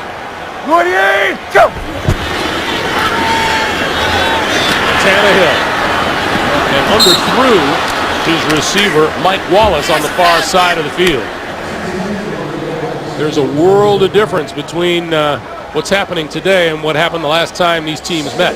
Well, when they met in New York, it resulted in Geno Smith being benched at halftime. Matt Sims came in for the second half. It was just a complete Miami domination. And today, other than one really good drive by the Miami Dolphins, they've done very little against this Jets defense. Go, go! On second and 10, Lamar Miller. Miller, not much there, just a couple of yards. Damon Harrison with the tackle. Let's get another update from New York. JB and Shannon. Shannon, there is no quit in the Falcons. They're back on top, JB. Face Matt Ryan. 39 yards. Roddy White. 17-10. Falcons over Carolina. Back to Greg Gumbel, Dan Dierdorf. Lots on the line for the Carolina Panthers today. And the Falcons in the same position as the Jets. Nothing to play for other than their collective pride and a chance to ruin it for one of your divisional opponents. Here's a 3rd and 8 for Tannehill. Here come the Jets. Tannehill throwing to the 25 and a first down. Mike Wallace with the catch. Well, good throw that time by Ryan Tannehill. A good dart. Just a quick inside post pattern. Mike Wallace gets to the top of his stem, breaks it off to the inside, and D. Milner not in a position to be able to make a play on the football. A much-needed first down for Miami. Tannehill 12 out of 26 for 130 yards and a touchdown. Miller, right side. Miller turning and comes to within a yard of another first down.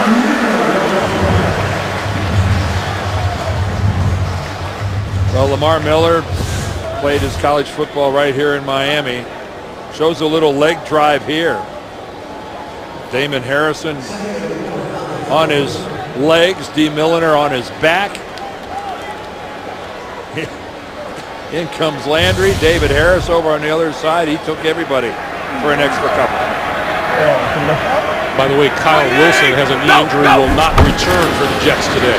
This pass to the near side is complete to Matthews, and Matthews has the first down at about the 39-yard line. And right now, Ryan Tannehill having to spread the football around because he doesn't have Brian Hartline. Brian Hartline has been Tannehill's go-to guy for the last couple of years, which has been the extent of Ryan Tannehill's pro career. And without Brian Hartline, he's being forced a little bit outside of his comfort zone. New set of downs at the 39-yard line.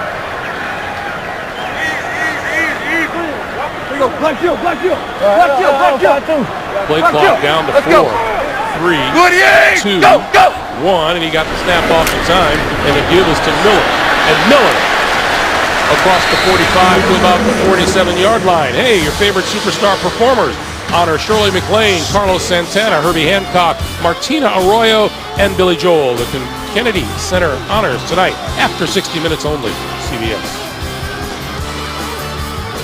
Well, another good drive, and there's only been one for the Dolphins so far, but another one is at least in its infancy here, considering they started back at their own 10-yard line. On a 2nd and 3, Tannehill with a throw it, got his man, and that's Matthews just tripped up at the 35, and he's down at the 33, and it's another first down.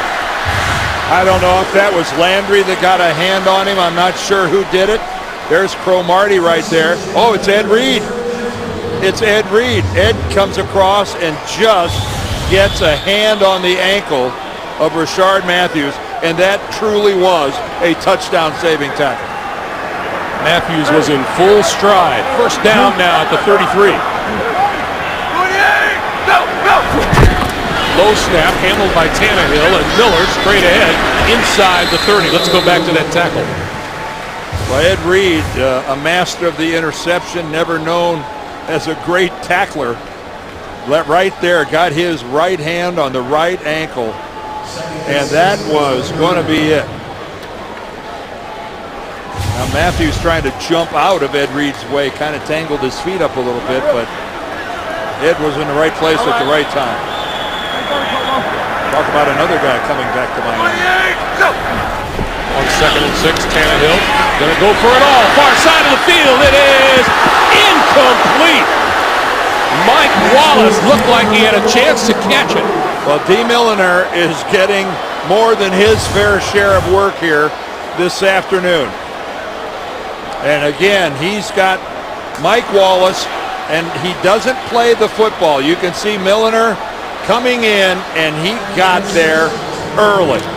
There's no question, but he, in real time, happening that quickly, again, he gets the benefit of the doubt and no flag. But he is running the chance of a flag by not playing the ball, by playing the receiver. Tannehill going to go back to that side of the field, and this time the diving interception by Milliner. And a late flag thrown in.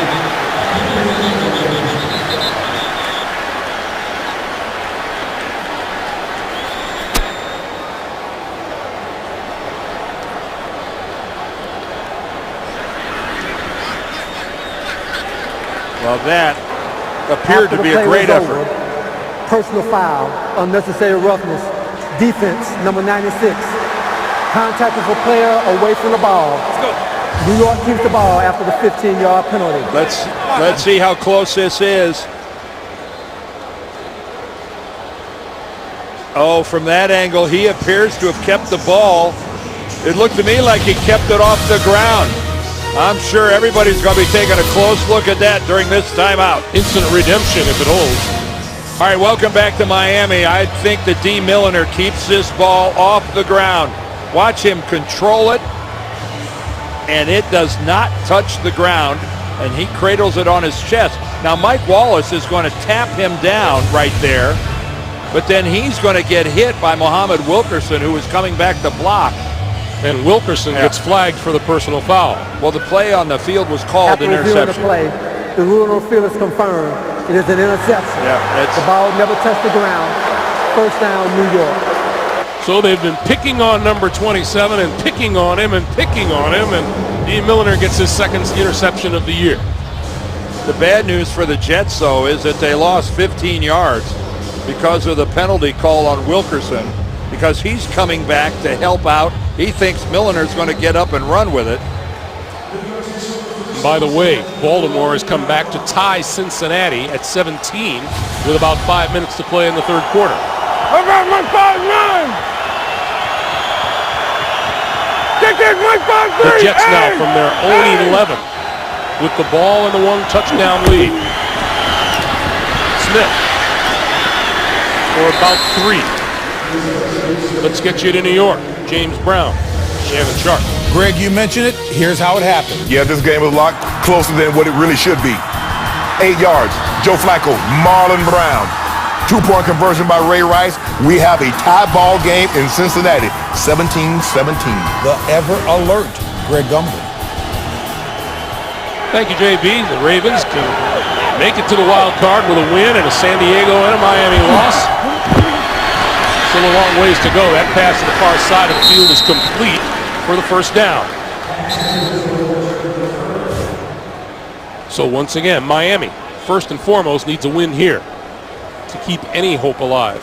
Then they need either a Baltimore loss or a San Diego win out in California against Kansas City later today. And as you saw at the bottom, it doesn't matter what anybody else does if Miami can't bring home the bacon here. If they lose, they are out. First down from the 23. That's complete to David Nelson. And David Nelson is a really nice big target for Geno Smith. Oh, he sure is. You know, it's nice to have a receiver, a 6'5", and again, he's back playing his college football up at Gainesville, at Florida. But what an inviting target for a receiver who's that tall. And he's really come on nicely in the second half of the year. Nelson, 3 catches for 61 yards today. On 2nd and 4, this is Powell, and Powell pulls his way across the 30 to about the 32, and it'll be about a yard short of a first down.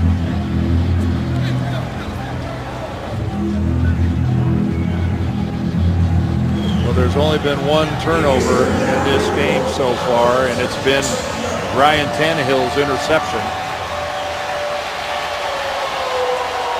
And if you'd have told any Dolphins fans coming into this game that their quarterback was going to have more turnovers than the Jets quarterback, they wouldn't have been very optimistic about winning the game. 3rd and 1. Powell looking for the first down and appears to have it at the 34.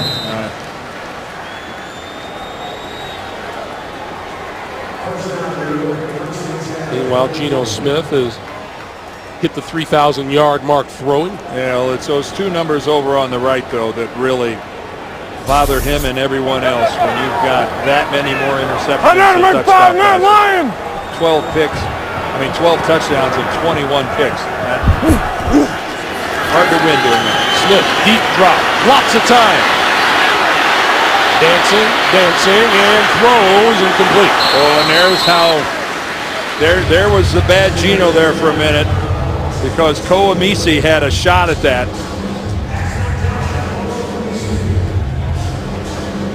I think Geno tried to force that into an awfully tight spot when he could have just flicked it out of bounds, and no harm, no foul. Hard to believe that it's the 2 New York quarterbacks that lead the National Football League in turnovers.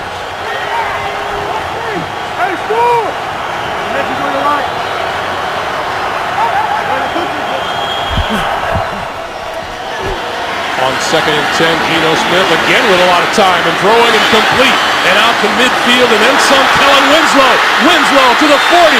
Winslow out of bounds just at about the 32-yard line. And the Dolphins are letting Geno Smith be very comfortable in the pocket. Take a look at that. I mean, seriously, there wasn't a Dolphin defensive lineman who was even thinking about getting after Geno Smith. Kellen Winslow had the ball stripped away, and it ends up on his hip before he's able to corral it and get control of it again. This is Powell, just inside the 30 to the 29. And we are in the last 25 seconds of the 3rd quarter. That long pass, though, to Winslow, Greg, was that a pretty pocket or what? I mean, that was some job by the Jets offensive line, giving their guy plenty of time to see the whole field. So time will wind down here on the 3rd quarter with questions to be answered. Can the Miami Dolphins answer the challenge? They're looking for a playoff spot. Are the Jets fighting to save Rex Ryan's job? That's in play. It's 14-7 Jets after 3. We're back after this word from your local station. No lack of Jet fans here in South Florida as we welcome you back for the start of the 4th quarter. Greg Gumbel, Dan Deerdorf, our producer, Mark Wolf, our director, Bob Fishman, and the rest of our CBS Sports crew. Look at the yardage rushing for Geno Smith today. I think it's been the difference in this game. It's really unnerved the Dolphins defense. Powell works his way to the 25. Once again, JB and Shannon in New York. Hey, Greg, Dan Deerdorf can appreciate this kind of protection. Look at all the time he has. I think I'm in like 10 Mississippi right now. But he finds Greg Olsen on a touchdown, 21-17, Carolina over Atlanta. Carolina looking to clinch the South. Back to Greg and Dan. All right, guys, Carolina can clinch the South on a first-round bye with a win or a New Orleans loss. And you're right, I do appreciate it. Love it. Demand it. Geno Smith throwing outside, complete inside the 20 to the 18 is Zach Sudfeld, the rookie tight end from Nevada. Well, I'm telling you, we are seeing some really outstanding work by this Jets offense. And I'll tell you what, one of the things that's really playing into the Jets' favor, and that is how they are running the football more than they're throwing it. They have run the ball 30 times. They've thrown it 23. And that has allowed them to do what they do best. And as we saw earlier, 7 of those runs are by their quarterback. First down at the 19-yard line, and Smith to throw. Incomplete inside the 15-yard line. Pass intended for Kellen Winslow. And Dan, you were saying this is the time for the Miami defense to stand tall, because should they allow a touchdown, they're in big trouble here. Oh, they'd be 2 scores behind as we're already in the 4th quarter of this game. And offensively, again, other than that one long, successful touchdown drive they put together, they had a partial one, their last one, that ended with a Tannehill interception by Milliner. But playing come from behind football, not Miami special. 2nd and 10. Powell. And he makes it to about the 17. Olivier Vernon making the stop. Olivier Vernon, number 50, right there in the middle of your screen. If you're not going to block the backside defensive end, you better do it against a slower guy than Vernon. Surprise, surprise, surprise. His parents were big fans of Laurence Olivier. 3rd and 8. Laser!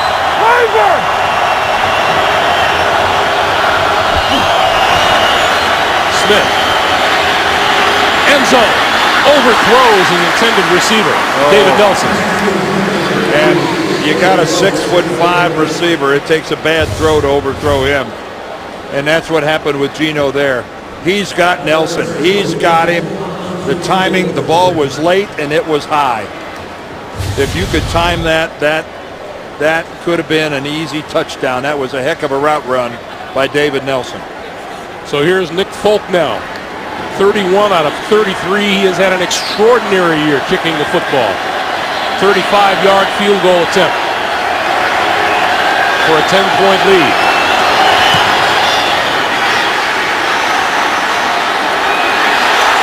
He missed it. That ball, as you looked at it from behind, it looked like it was wide to the outside. It curls back in late, but after it went by the upright. Miami Dolphins dodge a bit of a bullet there, and they have the ball now at their own 26-yard line.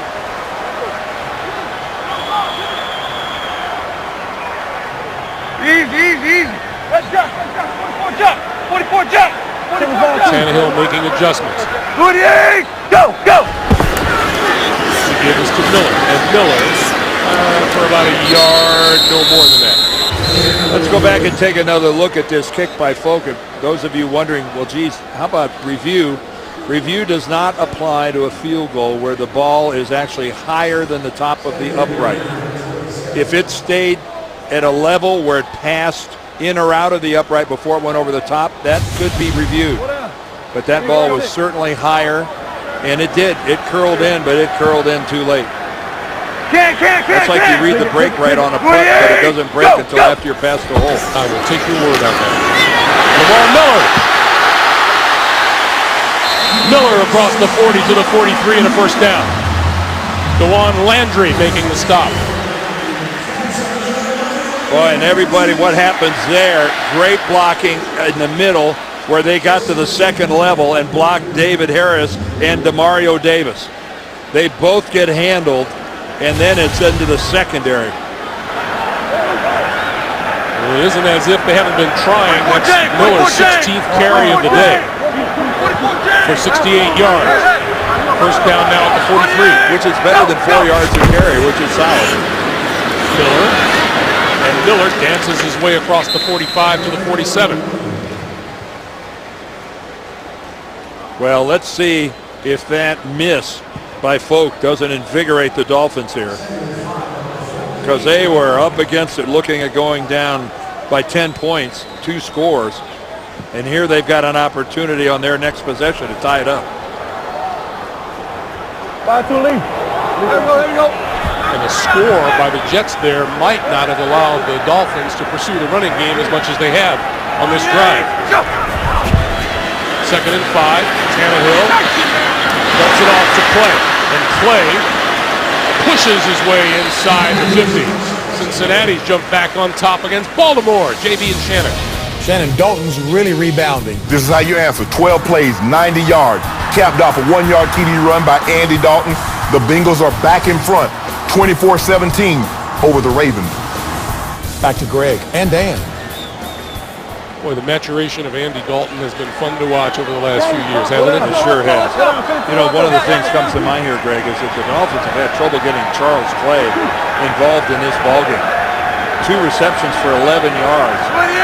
He's normally a much bigger part of their offense than that. Tannehill out to this side of the field. Wallace goes nowhere. Isaiah Trufant making the play on the near side. And that forces a Miami punt because it's just 4th and about 8 yards, 7.5. And that ball was extremely low to Wallace. And that ball, that is an incomplete pass. That ball hit the ground. But I don't know that the Jets really care about it, to tell you the truth. Brandon Fields kicking it away to Jeremy Curley. Curley will let it fly and it'll bounce into the end zone for the touchback. 9:18. Time running out on the Miami season. 14-7 Jets. Don't think those San Diego Chargers don't love the look of the scoreboard right now as they sit and await the Kansas City Chiefs. If these scores hold up, San Diego goes on and wins, they're in the playoffs. From the 20-yard line, Powell for a couple to the 22.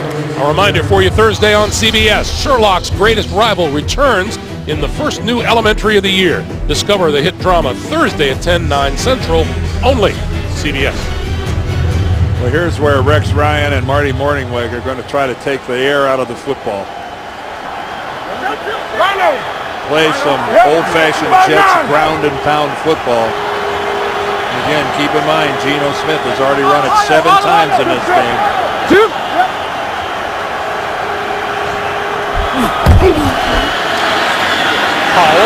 Powell has the first down across the 30 to the 32, where Philip Wheeler makes the tackle. Boy, and the guys up front, take a look at that down block by Winters, and then he comes in on Wheeler. Wow, the rookie left guard got it done on that one. He's had an up and down season. But Brian Winters, number 67, kudos to you on that one. 5'2", hey! Mike 5'9", hey! First down now for the Jets at their own 32. Powell again. Powell again with running room. Powell breaking tackles and has a first down to the 45. And right now, the crowd here at Sun Life Stadium, all of a sudden starting to hear a smattering of boos because they're seeing missed tackles, their guys getting blocked. And what a finish by Bilal Powell. Look at him cover the football, gets a hand ripped off of it, puts it right back on it. And he knows the Dolphins are coming after the football, but right now, a couple of key first downs for the the men from New York. That's good-looking football there. When you're protecting a lead, it can block it like that. Alex Green is in the backfield now alongside Geno Smith. And Green gets the handoff and is wrapped up before he reached the line of scrimmage. Well, one of the things I think Marty Morningweg just saw is that on that same play, if Geno Smith would have kept that football, he might still be running. The Dolphins are really overplaying it into the middle between the tackles where they've been getting gashed. I'd come right back with that same play, fake the handoff, and let Geno keep the football and come around the edge. 149 rushing yards for the New York Jets today. Cincinnati has stretched their lead over Baltimore to 10. Geno's out at wide receiver. And Bilal Powell takes the direct snap. Coming left, he's going to throw it. And lobbing it down the field and caught by Cumberland. Cumberland! And that is what the offense looks like for a team that's playing loosey-goosey with nothing to lose. Bilal Powell is a left-hander, and he, rolling to his left, drops in a really feathery, soft ball down here to Jeff Cumberland. Right over the shoulder. That was a heck of a throw by a running back, moving to his left. Of course, it really helps to be left-handed in that situation. You know, for a guy whose job is supposedly on the line, Rex is having a heck of a lot of fun on the sidelines. 25-yard line. And a timeout is called. So the Jets call a timeout with 6:02 to play in the fourth. Quarterback Ryan Tannehill on the left, his head coach Joe Philbin on the right. And with 6:02 to play here in regulation, they're up against it. The Jets with the ball. First down at the Miami 25. Few things more excruciating than wanting the ball back desperately and the other team won't give it to you. Smith, throw it, complete. Far side of the field, David Nelson. And Nelson has him hit at the 25. Let's get an update from JB and Shannon in New York. Guys. For those of you looking for a Chiefs win, Shannon, look at this. This doesn't help your call. No Alex Smith. 19 touchdowns. Jamal Charles is out. 4 Pro Bowlers are not going to play today. Kansas City is resting their starters for the playoffs. Coach Cowher said the right move. Look towards the postseason. Spiro and Steve. And that, Dan, is something that you said that's typical of Andy Reid, what he's done over his career. No question about it. It's what he did his years in Philadelphia. Nobody should be the least bit surprised about that. On 2nd and 10, this is Powell, and Powell to about the 22. Clock continues to move. We come up on 5 minutes to play in the fourth. And again, the Jets should be in no hurry to snap this ball. Use as much of the play clock as you possibly can. But again, Rex and Marty Morningweg have the luxury of having a running quarterback at their disposal.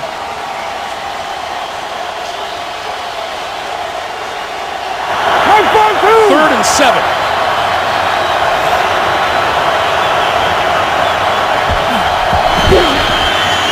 Smith rolls, throws, that's complete and out of bounds, short of the 15-yard line and short of a first down. And that will bring Nick Folk and the field goal unit onto the field.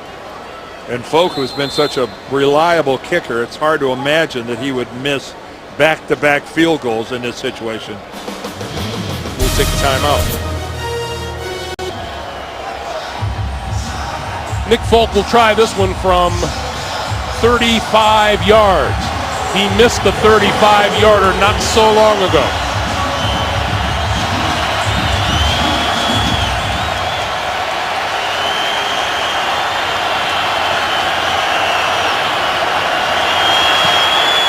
He doesn't miss this time. 4:18 to play in the fourth, and the Jets lead is 17-7. 4:18 to play. Geno Smith having fun here at home. This is his neighborhood. Well, the New York Jets, to this point with 4:18 left, are just outplaying the Miami Dolphins. On offense, on defense, they are getting it done. And the New York Jets coming down to the last day of the season to try to win 2 games in a row for this season. Inside the 10-yard line is Clay. And play. Back across the 22, about the 23-yard line. A reminder, coming next, last pieces of the puzzle. Tom Brady and the Patriots hosting the Buffalo Bills. Peyton Manning and the Broncos out in Oakland. The Kansas City Chiefs taking on the San Diego Chargers. Check your local listings with all kinds of things. Baltimore losing with 9 minutes to play in the fourth by 10. Pittsburgh winning by 20 with under 3 minutes to play at home. And New England could still be the #1 seed if they could beat Buffalo, and at the same time Oakland could somehow upset the Broncos. Tannehill over the middle. Tipped in the air, picked off. Ed Reed. There's a penalty marker flying as Reed is down at about the 26-yard line. You know, if a ball gets tipped and floats in the air like a magnet, it's going to go to Ed Reed. Career interception number 64.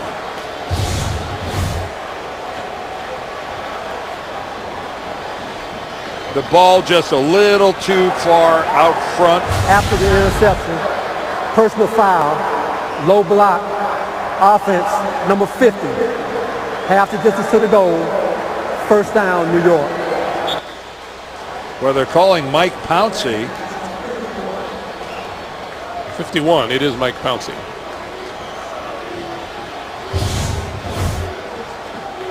Oh yeah, there's Pouncey at the top of your screen right there as he just cuts Calvin Pace. But that tried to get the ball to Marlon Moore and it just caroms into the air. It was a little too far out in front of Moore. And wow, we said from the beginning the Jets were loose. They're playing for their coach. And they have acted all day like the team without any pressure. And the reality is they haven't turned the ball over once and the Dolphins have turned it over twice. Meanwhile, spotlight shifts now to the San Diego Chargers out on the West Coast. If this score holds up, Pittsburgh wins, Baltimore loses, then San Diego needs to win and they're in the postseason. Powell inside the 10 to the 9. And a timeout called by Miami. That's the second timeout used by the Dolphins. Time running out on Ryan Tannehill's season. Number 22, Ed Reed, putting another notch in his belt. The old and the young right there, sitting next to D. Milliner. D, I would try to soak up every look. I'd just be cozy as I could be, trying to have a little Ed Reed rub off on you. Yes, sir, number 22, whatever you say. Second and 6. I hear you. Damon Harrison and Kenrick Ellis are both in the backfield. And straight ahead, Sheldon Richardson. Now there's some beefy running backs. Look at that. You think Rex is having a little fun with that? Now that is the largest backfield ever assembled on a football field. Look at that. No, that is, seriously, that is a lot of big people. Well, Kenrick Ellis goes 346. Damon Harrison goes 350, and Sheldon Richardson a paltry 295. By the way, on that last replay, Sheldon Richardson fumbled the ball. He loses the ball. In the fridge. Richardson with two touchdowns. Yeah, well, I think when Rex sees that ball came loose from Richardson, he was able to recover it. That might be the end of that. Yes, enough of that experiment.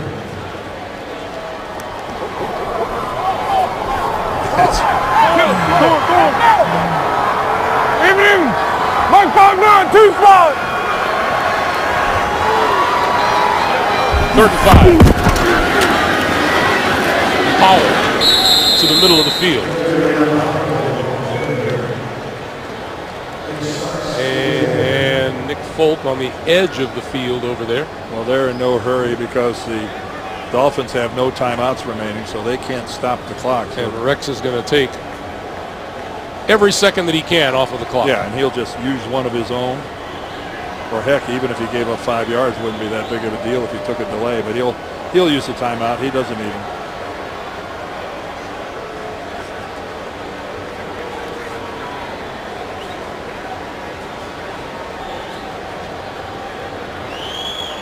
And Rex calls timeout with 3:03 to play here in the fourth quarter.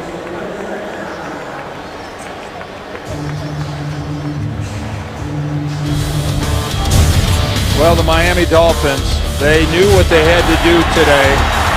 They haven't been able to handle the Jets on the ground, and then they needed a key fourth down conversion, couldn't do it. And that play, Milliner on Wallace in the end zone, big, and then Milliner right afterwards comes back with the first interception of the game. Then Ed Reed, off a deflection, gets the second. Keep in mind, this was a Miami team, Greg, that going into last Sunday's game in Buffalo controlled their playoff future. They didn't need help from anybody. If they could have gone to Buffalo and won and then come here back home and won, they're in the playoffs, need help from no one. 26 yards out. Nick Folk is good. So as the clock dips just under 3 minutes to play, the Jets with a 20-7 lead and a lot of satisfaction for that man there, no matter what happens to him. Well, even if the Jets would have lost today, the prudent move is to keep Rex Ryan as coach. Because I mentioned this at the start of the show. You fire a coach because his team doesn't play for him, because they don't put forth great effort, or it all comes unraveled and they're incompetent. And none of that has happened. If anything, this team has overachieved with the talent level they have. And there's Woody Johnson with the white hat on in the center of your screen, the owner of the New York Jets. And it would be folly to fire Rex Ryan. Complete and utter folly.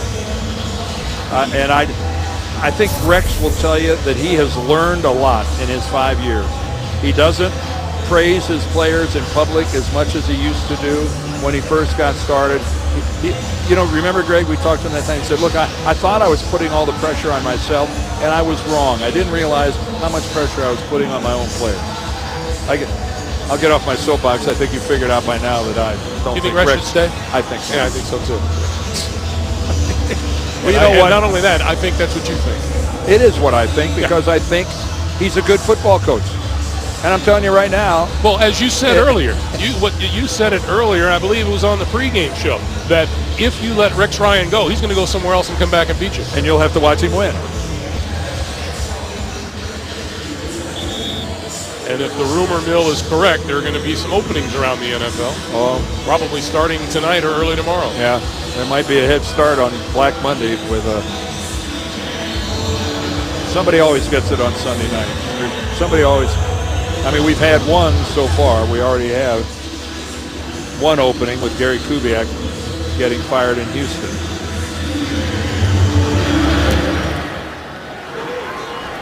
This will come down to Thigpen on the run, drops it, trying to cover it, loose ball, and appears to be covered by the Dolphins at about the 16-yard line. And with 2:54 on the clock, that's where Ryan Tannehill and the offense will get it started. And let's take you back again to New York. JB and Shannon. This does not help the Ravens' cause. I believe this last interception by Joe Flacco will bring the Ravens season to a painful close. This interception by Drake Kirkpatrick, 27-17, with a little over 5 minutes left in the ball game. Back to Greg and Dan. Well, I can tell you one thing, guys. Greg and I learned last year in the playoffs, you don't count Baltimore out, but I agree with you. It looks like it would take more than the Mile High Miracle to get them in it. Tannehill throwing over the middle, and that's complete out to the 30-yard line to Marlon Moore, and the clock continues to move. Miami is out of timeouts. Pittsburgh within a minute 15 of winning their game against Cleveland. Go!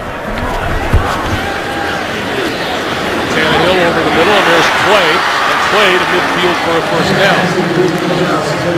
And now San Diego, they need to beat a Kansas City team that is resting most of their starters.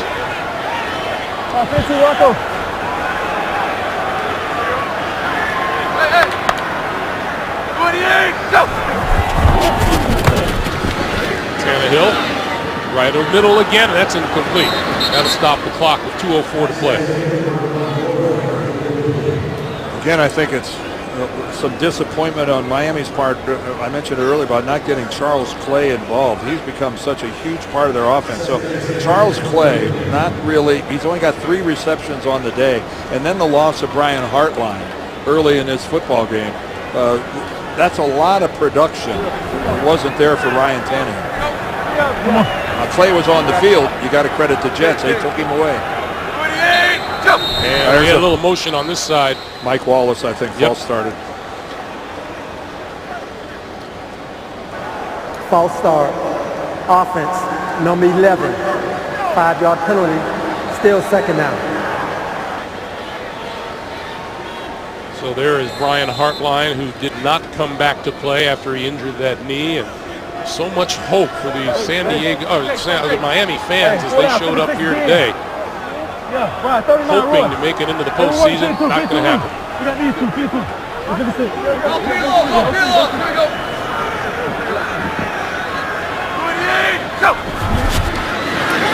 Second and 15. Tannehill throwing over the middle, incomplete. And a flag.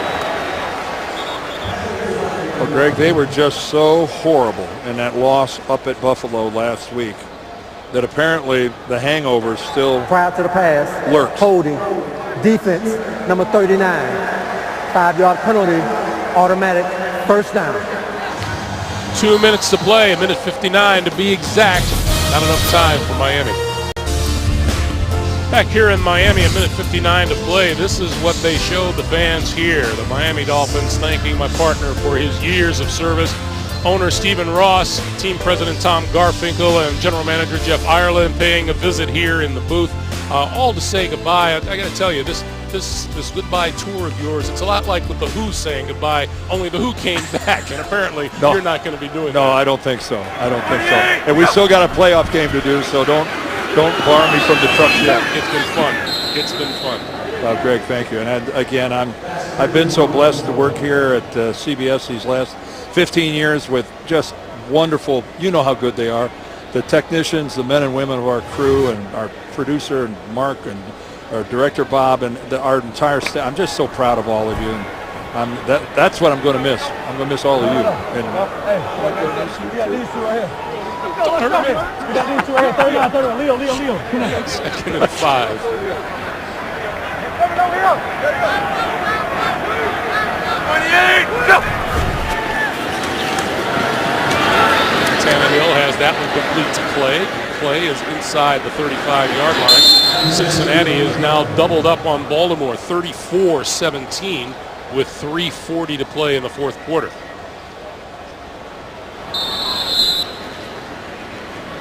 Tannehill spikes the ball to just stop that clock from running so they can at least think about what play they're going to call. And by the way, Dan, Pittsburgh got winner. And if Baltimore loses, Miami loses, and San Diego loses, the Pittsburgh Steelers are in the postseason. And that would be one of the most improbable entries into the playoff tournament that we've seen in a long time. Here we go. Yeah. We got 52-56, Leo. Those games both are finals. Second and 10. 28, go! Tannehill throwing and intercepted inside the 15-yard line, and that is Milliner, his second of the game. Well, 3 interceptions, 2 of them by number 27, D. Milliner. And it's just more than the Dolphins could overcome. That ball overthrown to Mike Wallace. And again, what a bitter defeat this is, and what a bitter final 2 weeks of the regular season has been for the Miami Dolphins. How ironic is it, Dan, that we felt that coming into this game, both teams felt it would come down to whether or not Geno Smith turned the football over or not, and instead it's been Miami Dolphins turning the ball over today. Geno Smith played a really, really good football game. 17 of 27, 190 yards, no interceptions. Granted, he didn't have a touchdown pass, but he was so disruptive in the running game. He ran it 8 times, 46 yards. He ran it in for a touchdown, and I think he set the tempo early. Remember that run he had on the sideline, Sure. Greg, where he just lowered his shoulder and went for it. And I think Geno Smith on that play served notice to the Dolphins that the Jets came to play. Playing in front of 50-plus family and friends here in Miami. What a nice homecoming for number 7, Geno Smith. And for those of you that are wondering if Geno's going to buy you a drink later, no, he's not. He's going back on the charter with the Jets. So don't be looking for him anywhere. 2 interceptions for D. Milliner. And again, look at Rex. And that'll put the cap on it. Well, we'll see what happens. We're not in charge. What a complete turnaround from the first time these two teams got together up in New York, where Miami won it by a score of 23-3. The Jets vowed it wouldn't happen again, and they were right. If anything, Greg, we've just seen another notice that nothing comes easy in the National Football League. Nothing. Geno Smith and the New York Jets, a winner on this last day of the regular season. Both these teams will miss the playoffs. Our final, 20-7. Jets. Up next, Bills, Patriots, Broncos, Raiders, or Chiefs and Chargers. For Dan Deardorff, for all of us here in Miami, Greg Gumbel saying so long. You've been watching the NFL on CBS. Coming up, the NFL Today update presented by Aflac will join James Brown in New York after this.